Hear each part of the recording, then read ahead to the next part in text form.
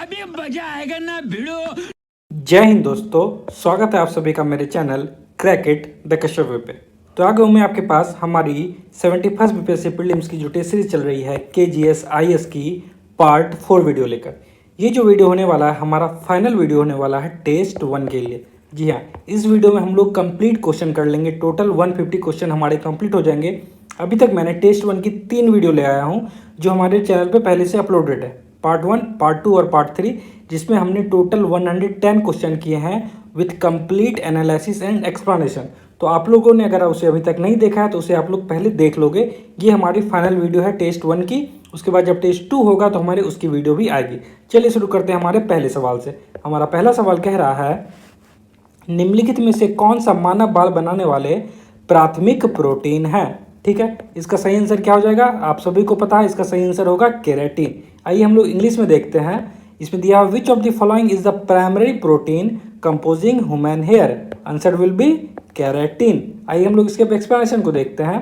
तो इसमें दिया हुआ है मानव बालों में पाया जाने वाला प्रमुख प्रोटीन जो है केराटिन होता है, जो एक मजबूत रेशेदार प्रोटीन है और बालों, नाखूनों तथा त्वचा की बाहरी परत की संरचनात्मक इकाई बनाता है। केराटिन की सिस्टीन की मात्रा अधिक होती है। तो केराटिन में क्या होता है? सिस्टीन की मात्रा जो है वो अधिक होती है, जिससे क्या बनता है? डाइसल्फाइड बॉन्ड्स बनते हैं जो बालों को मजबूती और लचीलापन प्रदान करते हैं।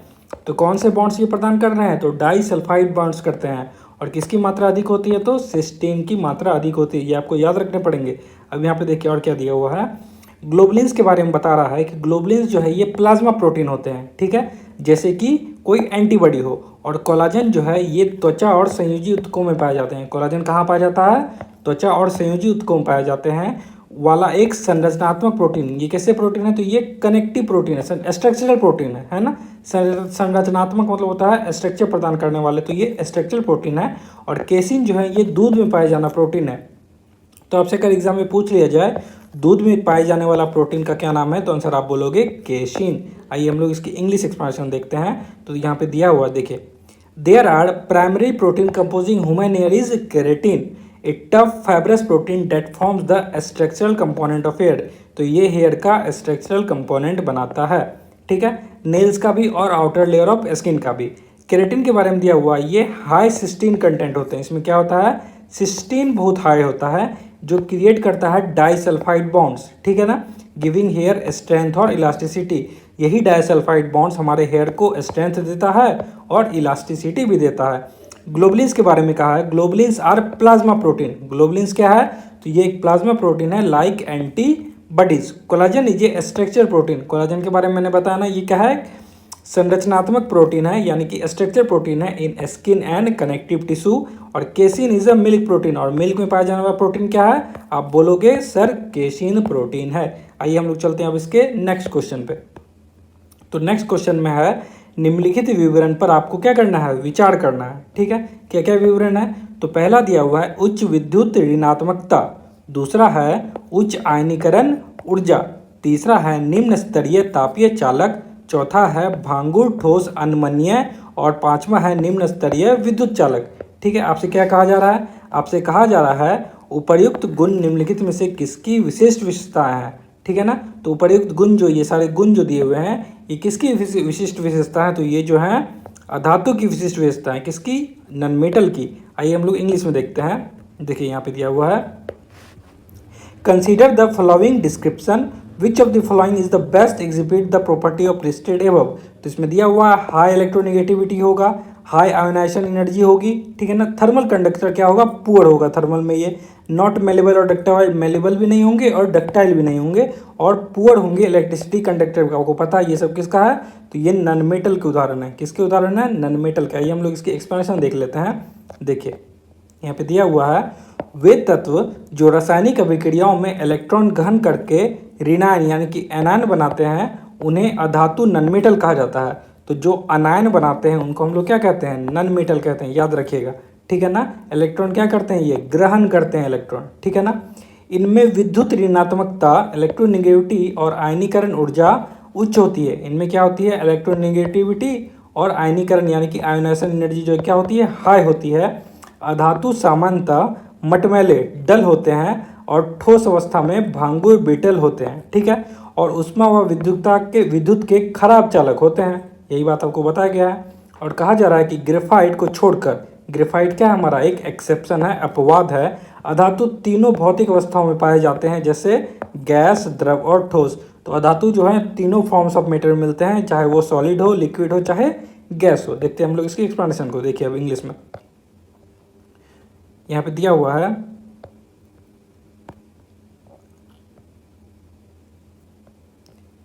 यहाँ पे कुछ और दे दिया गया। देखिए 112 में ना कुछ और एक्सप्रेशन दे दिए, सुपरसोनिक वेव्स के बारे में दिया हुआ है। हमारा क्वेश्चन ये नहीं है ना।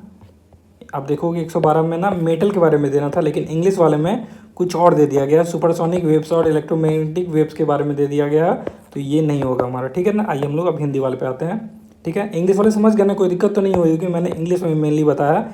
फिर एक बार बता देता हूँ। देखिए इसमें जो मेनली बता रहा है नॉन मेटल के बारे में, ये क्या होते हैं, एनायन बन जाते हैं, क्योंकि ये इलेक्ट्रॉन ऑब्जर्व करते हैं, ठीक है ना। और ये क्या होते हैं, नॉन मेटल हो जाते हैं एनायन कारण, और ये इसमें इलेक्ट्रोनेगेटिविटी और आयनेशन एनर्जी क्या होती है, ज़्यादा होती है, ठीक है ना। ये ब्रिटल हो जाते हैं, ठीक है। और ग्रेफाइट क्या है, एक एक्सेप्शन है, बाकी सब क्या होते हैं, bad conductor of heat and electricity होते हैं नॉन मेटल, सिर्फ ग्रेफाइट को छोड़ के। ग्रेफाइट क्या है, good conductor of heat and electricity है। चलते हम लोग नेक्स्ट क्वेश्चन पे। तो 113 का क्वेश्चन कह रहा है सूची 1 को सूची 2 से सुमेलित कीजिए, ठीक है ना। आपको मैच करना है, आविष्कार दिया हुआ है इधर और इधर आविष्कारक दिया हुआ है। तो नीचे दिए गए कूट का उपयोग करके सही उत्तर का आपको चयन करना है। देखिए टाइपराइटर की खोज किसने की थी, तो टाइपराइटर की खोज की थी क्रिस्टोफर लैथम सोल्स ने, आपको याद होना चाहिए। गामा किरणों की खोज किसने की थी, तो ये की थी पॉल विलार्ड ने, ठीक है। रेडियो की खोज तो आपको सबको याद होगा, किसने की थी, मार्कोनी ने की थी। और सेफ्टी लैम्प की खोज की थी सर हेम्पी ड्रेवी ने, ठीक है। तो आपको इसको क्या करना है, टिक कर लेना। देखिए ए का मैंने क्या बताया था, 2 होगा, तो ये समझ गए आप। बी का क्या बताया मैंने, 3 होगा, यहाँ पे बी हो गया। रेडियो की खोज किसने की थी, मार्कोनी ने की थी, यहाँ पे सी हो गया। और सेफ्टी लैम्प की खोज क्या हो जाएगी, हम्पी ड्रेवी ने हो गया। हमारा सही आंसर क्या हो जाएगा, 2, 3, 4, 1, ठीक है। चलते हम लोग इंग्लिश वाले की तरफ। इंग्लिश में भी वही चीज़ है, क्या करना है आपको, मैच करना है, match list 1 and list 2 invention and discovered by, ठीक है। मैंने बताया इसका सही आंसर क्या होगा, 2, 3, 4, 1। यहाँ पे देख लेते हैं, टाइपराइटर की खोज किसने की थी, लैथम सोल्स ने। गामा किरण की खोज किसने की थी, पॉल विलार्ड ने। रेडियो की खोज किसने की थी, मार्कोनी ने की थी। और सेफ्टी लैम्प की खोज की थी सर हम्पी डेवी ने। तो ये हो गया हमारा आंसर। क्लियर हो गई। चलते हम लोग इसकी एक्सप्लेनेशन देख लेते हैं जल्दी से। देखिए तो इसमें दिया हुआ है, टाइपराइटर की खोज क्रिस्टोफर लैथम सोल्स ने, गामा किरण ने पॉल विलार्ड ने, रेडियो की खोज की थी मार्कोनी ने, और सेफ्टी लैम्प की खोज की थी सर हम्पी ड्रेवी ने। इंग्लिश में भी देख लेंगे हम लोग। देखिए वही चीज़ है, बस नाम दिया हुआ है। टाइपराइटर इज डिस्कवर्ड बाय किसने की थी, लैथम सोल्स ने। गामा रे किसने की थी, पॉल विलार्ड ने। रेडियो की खोज की थी मार्कोनी ने, और सेफ्टी लैम्प की खोज की थी सर हम्पी डेवी ने। चलते हम लोग हमारे नेक्स्ट क्वेश्चन की और 114 का क्वेश्चन क्या कह रहा है, देख लिए। 114 में कहता है अम्लीय वर्षा के रूप में वर्गीकृत करने के लिए वर्षा जल का पीएच मान कितना होना चाहिए, ठीक है ना। तो इसका आंसर क्या हो जाएगा, इसका आंसर होगा 5.6। इसका आंसर क्या हो जाएगा, 5.6 होना चाहिए। देखिए यहाँ पे, What should be the pH of rainwater for it to be classified as an acid rain? Answer is 5.6. Answer is 5.6। आइए देखते हैं हम लोग यहाँ पे। देखिए तो जब वर्षा का जल pH 5.6 से कम होता है तो उसे अम्लीय वर्षा यानी कि एसिड रेन कहा जाता है। कितना, 5.6 से कम। जब अम्लीय वर्षा नदियों में बहती है तो यह नदी के जल का pH क्या करती है, घटा देती है। ऐसी नदियों में जलीय जीवों के लिए जीवित रहना क्या होता है, कठिन हो जाता है। आइए हम लोग इंग्लिश में भी देख लेते हैं। देखिए When the pH of rainwater is less than 5.6, it is called acid rain. When acid rain flows into the river, it lowers the pH of the river water. It becomes challenging for the aquatic animal to survive in water. क्या होता है ना, aquatic animals फिर survive नहीं कर पाते हैं, क्योंकि पानी फिर कुछ ज़्यादा ही एसिडिक हो जाता है, ठीक है। उनके सर्वाइव करने में बहुत मुश्किल हो जाती है। चलते हम लोग 115 के क्वेश्चन पे। देखिए हमारा 115 का क्वेश्चन क्या कह रहा है। देखिए तो 115 में क्वेश्चन है, छोटी आंत में पाचन के संबंध में निम्नलिखित में से कौन सा कथन सही है, ठीक है। यहाँ पे हमारे पास 4 ऑप्शन दिए हुए हैं। आइए देखते हैं हम लोग इसका सही आंसर क्या होगा। इसका सही आंसर है, छोटी आंत में उपस्थित विली अवशोषण को बेहतर बनाने के लिए सतह क्षेत्र को बढ़ाते हैं। तो ये क्या है, हमारा सही है। तो सही वाला हमने ढूंढ लिया है, ठीक है ना। आइए हम लोग इंग्लिश में भी देख लेते हैं। तो यहाँ पे दिया हुआ है which of the following statement about digestion in the small intestine is correct. Answer will be villi is the small intestine increase the surface area for absorption. ठीक है, ये हमारा सही आंसर है। इसकी एक्सप्लेनेशन देखेंगे हम लोग 115 का। देखिए यहाँ पे क्या दिया हुआ है। तो विली जो है छोटी आंत की भीतरी सतह पर स्थित छोटी उंगली जैसी रचनाएं होती हैं। तो सबसे पहले आपको ना लोकेशन याद करना जरूरी है। तो विली किस में होती है? छोटी आंत में होती है, स्मॉल इंटेस्टाइन में होती है, ठीक है। तो भीतरी सतह पर स्थित छोटी उंगली जैसी रचना है, इसको क्या कहते हैं ना, फिंगर लाइक प्रोजेक्शन कहा जाता है। इंग्लिश में क्या कहते हैं? Finger like projection, projection. ये किसको कहते हैं? विली को कहते हैं हम लोग, ठीक है। जो पोषक तत्वों के कुशल अवशोषण के लिए सतह क्षेत्र को क्या करता है? बढ़ा देती है। बाइल में इंजाइम नहीं होते हैं, बाइल में कोई इंजाइम नहीं होता है। यह वसा का इमल्सीकरण यानी कि इमल्सिफिकेशन करता है। यह क्या करता है? बाइल वसा का यानी कि फैट का इमल्सिफिकेशन करता है। अधिकांश अवशोषण बड़ी आंत में नहीं बल्कि छोटी आंत में होता है। ये बहुत इंपॉर्टेंट फैक्ट है, तो याद रखिएगा। अधिकांश अवशोषण जो है ना बड़ी आंत में नहीं होता है, किसमें होता है? छोटी आंत में होता है। ये आप याद रखोगे। नेक्स्ट है सेलिब्री एमाइलेज जो है मुंह में कार्य करता है, छोटी आंत में नहीं। सेलिब्री एमाइलेज कहाँ होता है? हमारे मुंह में होता है, माउथ कैविटी में होता है, छोटी आंत में नहीं होता है। इंग्लिश में देखेंगे। देखिए मैंने आपको बताया ना फिंगर लाइक प्रोजेक्शन, यहाँ लिखा हुआ ना। देखिए villi are small finger like projection in the lining of the small intestine. कहाँ मौजूद है? तो स्मॉल इंटेस्टाइन में मौजूद है। That increase the surface area for efficient absorption of nutrients. और bile does not contain enzyme, bile में कोई इंजाइम नहीं होता। इट इमल्सिफाइज वेट फैट्स, तो बाइल क्या करती है? फैट को इमल्सिफाइड करती है। और most absorption occurs in the small intestine, और सबसे ज़्यादा जो एब्जॉर्प्शन होता है वो कहाँ होता है? वो स्मॉल इंटेस्टाइन में होता है, नॉट द लार्ज इंटेस्टाइन। तो आपको ये याद रखना कि लार्ज इंटेस्टाइन में नहीं होता है, ठीक है। नेक्स्ट आते हैं salivary amylase act in the mouth not in the small intestine. और सेलिब्री अमाइलेज जो है ये माउथ में एक्ट करते हैं, न कि स्मॉल इंटेस्टाइन में। चलते हैं हम लोग हमारे नेक्स्ट क्वेश्चन की ओर। देखिए नेक्स्ट है निम्नलिखित में से कौन सा वॉशिंग सोडा का अनुप्रयोग है? इसमें से कौन सा जो है वॉशिंग सोडा का अनुप्रयोग है? पहला कह रहा है इसका उपयोग बोरेक्स के निर्माण में किया जाता है, ये बिल्कुल सही बात है। नेक्स्ट है इसका उपयोग जल की अस्थायी कठोरता के लिए किया जाता है, ये भी सही है। आंसर हो जाएगा हमारा C1 and 2। आइए हम लोग इंग्लिश में भी देखते हैं। तो इंग्लिश में कह रहा है which of the following is the uses of washing soda, ठीक है ना। Select the correct answer using the codes given below. पहला क्या है? It is used in the manufacturing of borax, सही बात है। It is used for the permanent hardness of water, ये भी सही है। तो हमारा सही आंसर हो जाएगा बोथ 1 and 2 हमारा सही आंसर है। यही हम लोग एक्सप्लेनेशन देख लेते हैं। देखिए इसमें क्या कह रहा है। तो इसमें कह रहे हैं 116 के एक्सप्लेनेशन में कि वॉशिंग सोडा जिसका रासायनिक नाम क्या है? सोडियम कार्बोनेट है। वॉशिंग सोडा का रासायनिक नाम क्या है? सोडियम कार्बोनेट है। डेकाहाइड्रेट है, ठीक है ना। सोडियम कार्बोनेट डेकाहाइड्रेट है। ये क्या होता है? तो डेकाहाइड्रेट होता है एक जल संचलित लवण है। ये क्या है? एक हाइड्रेटेड साल्ट है जिसमें 10 जल अणु होते हैं। ये इंपॉर्टेंट फैक्ट है आपके लिए, ठीक है ना। तो ये क्या है? हाइड्रेटेड साल्ट है जिसमें 10 जल अणु होते हैं, इसीलिए यहाँ पे ना आपको डेकाहाइड्रेट कहा जा रहा है 10 जल अणु के होने के कारण। यह सोलवे यानी कि सोलवे प्रोसेस द्वारा निर्मित किया जाता है। किस प्रोसेस से? तो सोलवे प्रोसेस से, याद रखिएगा SOLVAY, सोलवे प्रोसेस से निर्मित किया जाता है। इसका उपयोग जल की अस्थायी कठोरता यानी कि परमानेंट हार्डनेस को दूर करने और बोरेक्स जैसे सोडियम यौगिकों के निर्माण में किया जाता है। वॉशिंग सोडा का अन्य क्या क्या उपयोग है?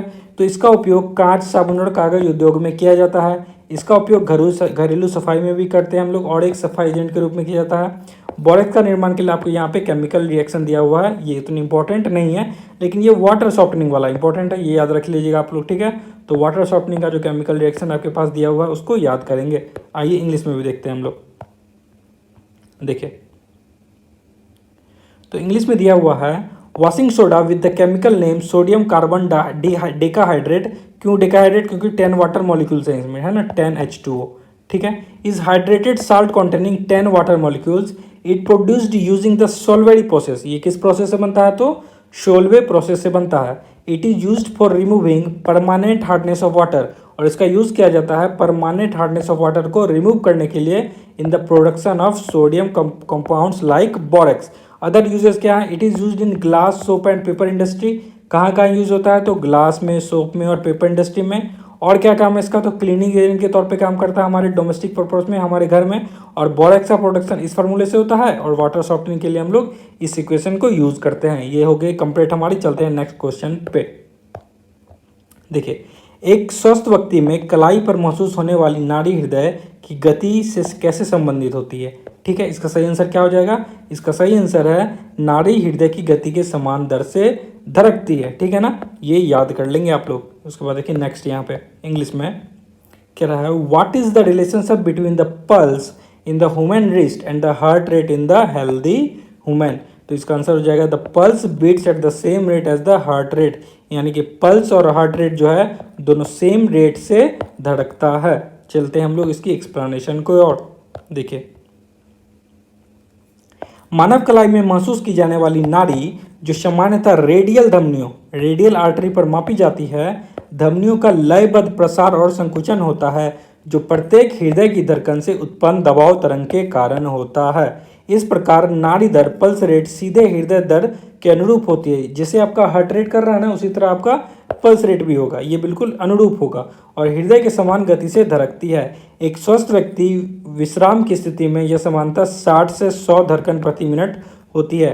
तो अगर कोई हेल्दी आदमी है तो उसका जो समान विश्राम की स्थिति में कितना होगा, 60 से 100 धड़कन प्रति मिनट होगा। चलते हम लोग इंग्लिश की ओर। यहाँ पे देखिए, the pulse in the human wrist typically measure at the radial artery is the rhythmic expansion and contraction of the artery. क्या ना, रिदम से बस कॉन्ट्रैक्शन हो रहा है तो कभी एक्सपेंशन हो रहा है, caused by the pressure wave generated by the heart beat. किससे हो रहा है, तो जो प्रेशर वेव जनरेट हो रहा है हार्ट बीट से, उसके कारण होता है। Therefore the pulse rate directly corresponds to the heart rate beating at the same rate as the heart for healthy adult at rest. This is typically 60/100 beats per minute. ये typically कितना होता है, तो 60 से 100 बीट्स पर मिनट होता है। चलते हैं हमारे नेक्स्ट क्वेश्चन की और। यहाँ पे आ गया हमारा 118 का क्वेश्चन। देखिए क्या कह रहा है, अपच के इलाज के लिए निम्नलिखित में से किस प्रकार की दवा का उपयोग किया जाता है। आंसर क्या होगा इसका, तो इसका आंसर है एंटासिड का। किसका यूज किया जाता है हम लोग, तो एंटासिड का यूज करते हैं इंडाइजेशन में। देखिए, which of the following types of medicine is used for treating indigestion. Answer will B antacid. आइए हम लोग इसकी हिंदी एक्सप्लेनेशन को देखते हैं ध्यान से। देखिए सुनिएगा, एंटीबायोटिक एक प्रकार का रोगानुरोधी यानी कि एंटी माइक्रोबियल पदार्थ होता है जो विशेष रूप से बैक्टीरिया के विरुद्ध सक्रिय होता है। एनाल्गेसिक्स जो होते हैं, ये दवाएं होती हैं जो दर्द के प्रबंधन और उपचार के लिए उपयोग की जाती है। और एंटासिड वो पदार्थ होता है जो पेट की अम्लता को निष्क्रिय करता है। तो एंटासिड क्या करता है, पेट की अम्लता को बिल्कुल निष्क्रिय कर देता है, जिससे सीने की जलन, अपच या पेट खराब जैसे होने से राहत मिलती है हमें।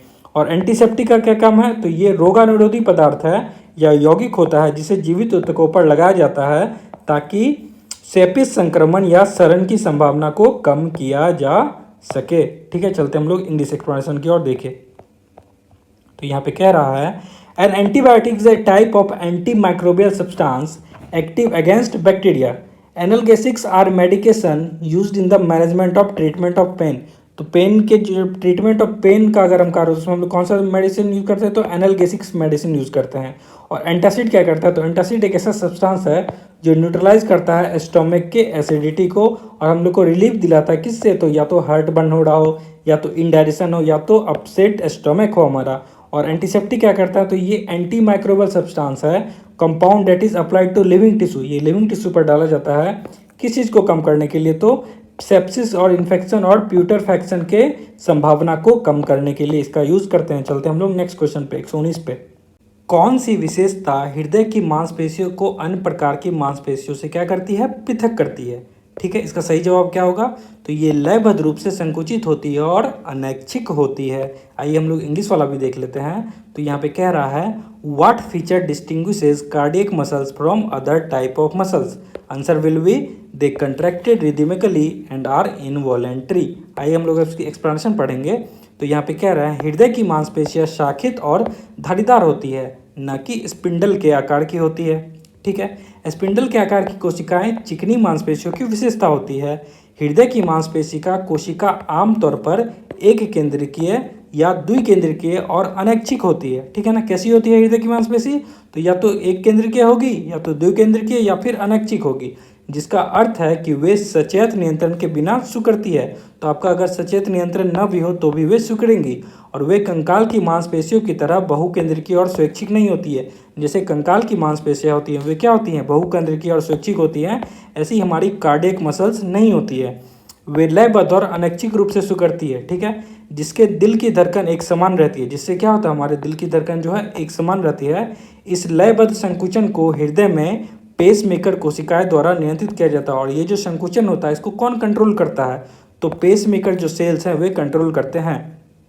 हृदय की मांसपेशियां धारीदार कंकाल की मांसपेशियों की तरह होती है और पाचन तंत्र में नहीं बल्कि विशेष रूप से हृदय में पाई जाती है। कहाँ पाई जाती है? हृदय में पाई जाती है। आइए हम लोग इसकी इंग्लिश एक्सप्रेशन देखते हैं। तो यहाँ पे कह रहा है कार्डियक मसल्स आर एक मिनट, ये देखिए, cardiac muscles are branched and striated not spindle shaped. ठीक है, spindle shaped cells are characterized of smooth cell. Spindle shaped किसका होता है? तो स्मूथ सेल का होता है। और cardiac muscles are typically uninucleate और बाइन्यूक्लिएट एंड आर इनवॉलेंट्री। तो कार्डियक मसल्स कैसे होंगे? या तो ये यूनिन्यूक्लिएट होंगे, या तो बाइन्यूक्लिएट होंगे, या और ये इनवॉलेंट्री होंगे। मीनिंग दे कंट्रैक्ट विदाउट कॉन्शियस कंट्रोल। अगर आपका कॉन्शियस कंट्रोल नहीं भी है वो फिर भी कॉन्ट्रैक्ट करेंगे। They are not multinucleate और वॉलेंट्री लाइक स्केलेटल मसल्स। वे जो स्केलेटल मसल्स जो मल्टी न्यूक्लिएट और वॉलेंट्री होते हैं ऐसे कार्डियक मसल्स नहीं होते हैं। They contract rhythmically involuntarily ensuring a consistent heartbeat. This rhythm contraction is regulated by the pacemaker. और इस रिदम को कौन कंट्रोल करता है? तो पेसमेकर कंट्रोल करता है और रेगुलेट करता है। Cardiac muscles are striated and are found exclusively in the heart, not in the digestive tract। चलते हैं हम लोग नेक्स्ट क्वेश्चन पे। देखिए यहाँ पे 120 का क्वेश्चन क्या कह रहा है। तो 120 में हमारा क्वेश्चन है निम्नलिखित कथनों पर विचार कीजिए, उपर्युक्त कथनों में से कौन सा सही है। तो हमारा पहला क्या है? जब कोई धातु नाइट्रिक एसिड के साथ अभिक्रिया करती है तो हाइड्रोजन गैस नहीं निकलती है। नहीं निकलती है, बिल्कुल सही बात है, नहीं निकलती है। उसके बाद कह रहा है नाइट्रिक एसिड HNO3 का एक मजबूत ऑक्सीकरण एजेंट है। ये भी बिल्कुल सही है। हमारा सही आंसर क्या हो जाएगा? C 1 और 2 दोनों। आपसे सही वाला पूछा था ना, तो दोनों सही हैं। आइए यहाँ पे देखते हैं हम लोग। देखिए तो कह रहा है कंसीडर द फॉलोइंग स्टेटमेंट। इसे क्या करना है आपको? ऊपर जो स्टेटमेंट दिया वो आपको कंसीडर करना है। और which of the following statement is correct. पहला क्या है? Hydrogen gas is not evolve when a metal react with nitric oxide. बिल्कुल सही है। और दूसरा है nitric acid is a strong oxidizing agent. तो यहाँ पे जो दिया हुआ है ना नॉट इवॉल्व, ये बिल्कुल सही बात है। आंसर क्या होगा हमारा? करेक्ट पूछा है, answer will B C 1 and 2। आइए अब इसी एक्सप्लेनेशन देखेंगे हम लोग। देखिए यहाँ पे, तो यहाँ पे दिया हुआ है कि HNO3 यानी कि नाइट्रिक एसिड में हाइड्रोजन गैस नहीं निकलती है। बिल्कुल सही बात था ये। इसके बजाय नाइट्रिक एसिड एक मजबूत ऑक्सीकरण एजेंट के रूप में काम करता है। ये किसके तरह काम करता है? तो मजबूत ऑक्सीकरण एजेंट के रूप में काम करता है। और एसिड सांद्रता के आधार पर हाइड्रोजन को पानी में परिवर्तित करता है। तो एसिड सांद्रता के आधार पर यह क्या करता है? हाइड्रोजन को पानी में परिवर्तित कर देता है या नाइट्रोजन ऑक्साइड छोड़ता है। और क्या छोड़ता है ये नाइट्रोजन ऑक्साइड छोड़ता है, NO या NO2 छोड़ता है। अब देखिए कॉपर प्लस तनु नाइट्रिक एसिड कॉपर नाइट्रेट और नाइट्रिक एसिड ऑक्साइड प्लस जल बनाते हैं। ये आपका केमिकल रिएक्शन हो गया। जब ये सारा रिएक्शन होगा तो देखिए क्या होता है फिर। नाइट्रिक एसिड अपने मजबूत ऑक्सीकरण गुणों के लिए जाना जाता है। तो नाइट्रिक एसिड को क्यों जानते हैं हम लोग? तो उसके जो मजबूत ऑक्सीकरण गुण है ना उसके लिए उनको जाना जाता है। यह धातु और गैर धातु दोनों को ऑक्सीकृत कर सकता है। याद रखिएगा, ये क्या करेंगे? धातु हो चाहे गैर धातु हो, ये दोनों को ऑक्सीकृत कर सकते हैं। ठीक है ना? किसकी बात हो रही है? नाइट्रिक एसिड की बात हो रही है। और यह धातु और गैर, ये हो गया। और धातु के साथ प्रतिक्रिया करते समय अक्सर नाइट्रोजन ऑक्साइड बनता है। और जब भी धातु के साथ प्रतिक्रिया हो ना तो क्या बनता है? नाइट्रस ऑक्साइड बनता है, हाइड्रोजन गैस नहीं बनता है। याद रखोगे, इसलिए हाइड्रोजन गैस नहीं बनती है। इसकी जगह NO NO2 या N2O जैसी गैसें बनती है। याद रखिएगा क्या बनेगी? NO NO2 या फिर N2O जैसी गैस बनेगी। आइए इसकी हम लोग इंग्लिश एक्सप्रेशन देखेंगे 120 की। देखिए यहाँ पे दिया हुआ है nitric acid HNO3 hydrogen gas is not released. ठीक है ना? Instead nitric acid act as a strong oxidizing agent and convert hydrogen into water और रिलीज नाइट्रोजन ऑक्साइड NO या NO2 depending on the acid concentration. Next यहाँ पे कह रहा है, देखिए copper plus dilute nitric acid बनाया, कॉपर और डाइल्यूट नाइट्रिक एसिड मिल रहा है तो क्या बना, कॉपर नाइट्रेट बना है यहाँ पर, और नाइट्रिक ऑक्साइड बना है और वाटर बना है, ठीक है ना, यहीं पे आपका इक्वेशन दिया हुआ है। नेक्स्ट देखिए, nitric acid is well known for its strong oxidizing property. Nitric acid को उसके ऑक्सीडाइजिंग प्रॉपर्टी के लिए ही जाना जाता है, ठीक है ना, वो मशहूर है इसके लिए, ठीक है ना। It can oxidize both metal और नॉन मेटल, और ये क्या कर सकता है, ये मेटल को भी ऑक्सीडाइज कर सकता है और नॉन मेटल को भी ऑक्सीडाइज कर सकता है। कौन कर सकता है भाई, तो नाइट्रिक एसिड कर सकता है। उसके बाद ये often producing nitrogen oxide not nitrogen gas, ये हाइड्रोजन गैस नहीं बनाता, ये क्या प्रोड्यूस करता है, नाइट्रोजन ऑक्साइड प्रोड्यूस करता है, ठीक है। So no hydrogen gas is produced, इसलिए कोई हाइड्रोजन गैस प्रोड्यूस नहीं होता। इसके बदले में क्या होता है, या तो NO प्रोड्यूस होगा, या तो NO2 या फिर N2O फॉर्म होगा। चलते हम लोग हमारे नेक्स्ट क्वेश्चन 121 की तरफ। देखिए इसमें आपको क्या करना है, सूची 1 को सूची 2 से आपको सुमेलित करना है, ठीक है ना। सूची 1 को सूची 2 से सुमेलित करना है। यहाँ पे कोड में सही उत्तर का चयन करिए, ठीक है। आइए देखते हैं हम लोग इसका सही आंसर क्या करना है। यहाँ पे रोग दिया हुआ है और उसका कारण दिया हुआ है, क्लियर चीज़ है। अब देखिए पहला है मरसमस, तो मरसमस जो है लंबे समय तक भूखे रहने के कारण मरसमस डिजीज़ हो जाती है, याद रखिएगा। लंबे समय तक अगर आप भूखे रहोगे तो आपको मरसमस नाम की डिजीज़ हो जाएगी। क्वाशिरकोड जो है ये वायरल संक्रमण होता है। क्वाशिरकोड ये प्रोटीन की कमी से होता है, याद रखिएगा। क्वाशिरकोड जो है ये क्या होता है, प्रोटीन की कमी से क्वाशिरकर होता है। और तपेदिक सी जो है ये क्यों होता है, तो ये बैक्टीरियल संक्रमण है। तपेदिक क्या है, बैक्टीरियल संक्रमण है। और हेपेटाइटिस बी जो है ये वायरल संक्रमण होता है। हेपेटाइटिस बी कैसा होता है, तो ये वायरल संक्रमण होता है। हमारा सही आंसर क्या हो जाएगा, 4, 3, 2, 1। आइए हम लोग देख लेते हैं। तो मरसमस मैंने बताया ना, अगर आप लंबे समय तक भूखे रहोगे तो आपको मरसमस हो जाएगा। और प्रोटीन की कमी से क्या होता है, क्वाशिरकर होता है, ठीक है। और तपेदिक जो है, ये तपेदिक क्या होता है, ये बैक्टीरियल संक्रमण है। तपेदिक क्या है, ये बैक्टीरियल संक्रमण है। और हेपेटाइटिस बी जो है ये वायरल संक्रमण है। हेपेटाइटिस बी क्या है, ये वायरल संक्रमण है, याद रखोगे। इंग्लिश में भी देख लेते हैं हम लोग। अब देखिए मैच करना है लिस्ट 1 और लिस्ट 2 को। डिजीज दिया हुआ है, काउज दिया हुआ है। Select the correct answer using the codes given below. पहला क्या है, मरसमस, मैंने बता चुका है। मरसमस का क्या होगा आंसर, इसका सी आंसर, ठीक है ना। 4, 3, 2, 1। आइए देखते हैं। तो मरसमस किसके कारण, प्रोलॉन्ग्ड स्टार्वेशन के कारण मरसमस होगा। क्वाशिरकोड कब होगा, जब प्रोटीन की डिफिशियंसी हो जाए तो क्वाशिरकर हो जाएगा। ट्यूबरक्लोसिस कब हो जाए, जब बैक्टीरियल इन्फेक्शन हो जाए तो आपका ट्यूबरक्लोसिस हो जाएगा। और हेपेटाइटिस बी क्या है, वायरल इन्फेक्शन की वजह से होता है, ठीक है ना, वायरल इन्फेक्शन की वजह से होता है। डी उसका आंसर हो जाएगा। चलते हम लोग इसकी एक्सप्लेनेशन की ओर। देखिएगा यहाँ पे कुछ नहीं, बस सिंपल बताया हुआ। मरसमस लंबे समय तक भूखा रहना, क्वाशिरकोड प्रोटीन की कमी, तपेदिक जीवाणु संक्रमण, हेपेटाइटिस बी वायरल संक्रमण। इंग्लिश में भी वही चीज़ दिया हुआ है यहाँ पे, देख लीजिए। Marasmus prolonged starvation, kwashiorkor protein deficiency, tuberculosis bacterial infection and hepatitis is a viral infection. चलते हैं हमारे 122 के क्वेश्चन नंबर पे। देखिए 122 में क्या दिया हुआ हमारा, निम्नलिखित कथनों पर विचार कीजिए, निम्नों से कौन सा कथन सही है, ठीक है ना। आपको क्या करना है, विचार करना। देखिए विचार करिए। अतिरिक्त वायु की उपस्थिति में सल्फाइड एस्को को तीव्र ताप पर ऑक्साइड में परिवर्तित करने की प्रक्रिया को कैल्सिनेशन कहते हैं। ये बिल्कुल क्या है, गलत है, ठीक है। नेक्स्ट है यहाँ पे, कार्बोनेट एस्को को सीमित वायु में तीव्र ताप पर ऑक्साइड में परिवर्तित करने की प्रक्रिया को रोस्टिंग कहते हैं। ये भी बिल्कुल गलत है। तो हमारा आंसर क्या हो जाएगा, ना तो 1 सही है ना तो 2 सही है। तो हमारा आंसर होगा 122 का डी हमारा आंसर होगा। आइए हम लोग अब इसकी इंग्लिश वाले की तरफ चलते हैं। देखिए यहाँ पे क्या दिया हुआ है। तो consider the following statement, which of the following statement is और आर करेक्ट, ठीक है। यहाँ पे देखिए हमारा पहला कह रहा है, the process of conversion of sulphide ores into oxide by heating strongly in the presence of excess air is known as calcination। ये बिल्कुल गलत है। नेक्स्ट है, the process of conversion of carbonates ore into oxide by heating strongly in limited air is known as roasting। तो ये भी बिल्कुल गलत है। सही आंसर क्या हो जाए इसका, नाइदर 1 नॉर 2। आइए अब हम लोग इसकी एक्सप्लेनेशन देख लेते हैं। देखिए रेस्टिंग जो है, ये सल्फाइड एस्को को अतिरिक्त वायु की उपस्थिति में तीव्र तापमान द्वारा ऑक्साइड में परिवर्तित किया जाता है। तो इसको रोस्टिंग कहते हैं हम लोग, याद रखिएगा। रोस्टिंग जो है सल्फाइड एस्को को अतिरिक्त वायु की उपस्थिति में, ठीक है ना, तीव्र तापमान, बहुत ही हाई टेम्परेचर द्वारा ऑक्साइड में परिवर्तित किया जाता है। कैल्सिनेशन किसको बोलते हैं, तो कार्बोनेट एस्को को सीमित हवा में, इसमें देखिए क्या था, अतिरिक्त वायु था, लेकिन यहाँ पे क्या होगी, सीमित हवा होगी। में दृढ़ता से गर्म करके ऑक्साइड में बदल दिया जाता है। तो आप लोग को ये दोनों इक्वेशन याद कर सकते हो, ये रोस्टिंग का है और ये कैल्सिनेशन का इक्वेशन है, आप लोग इसको याद कर सकते हैं। आइए हम लोग इंग्लिश में देखते हैं अब।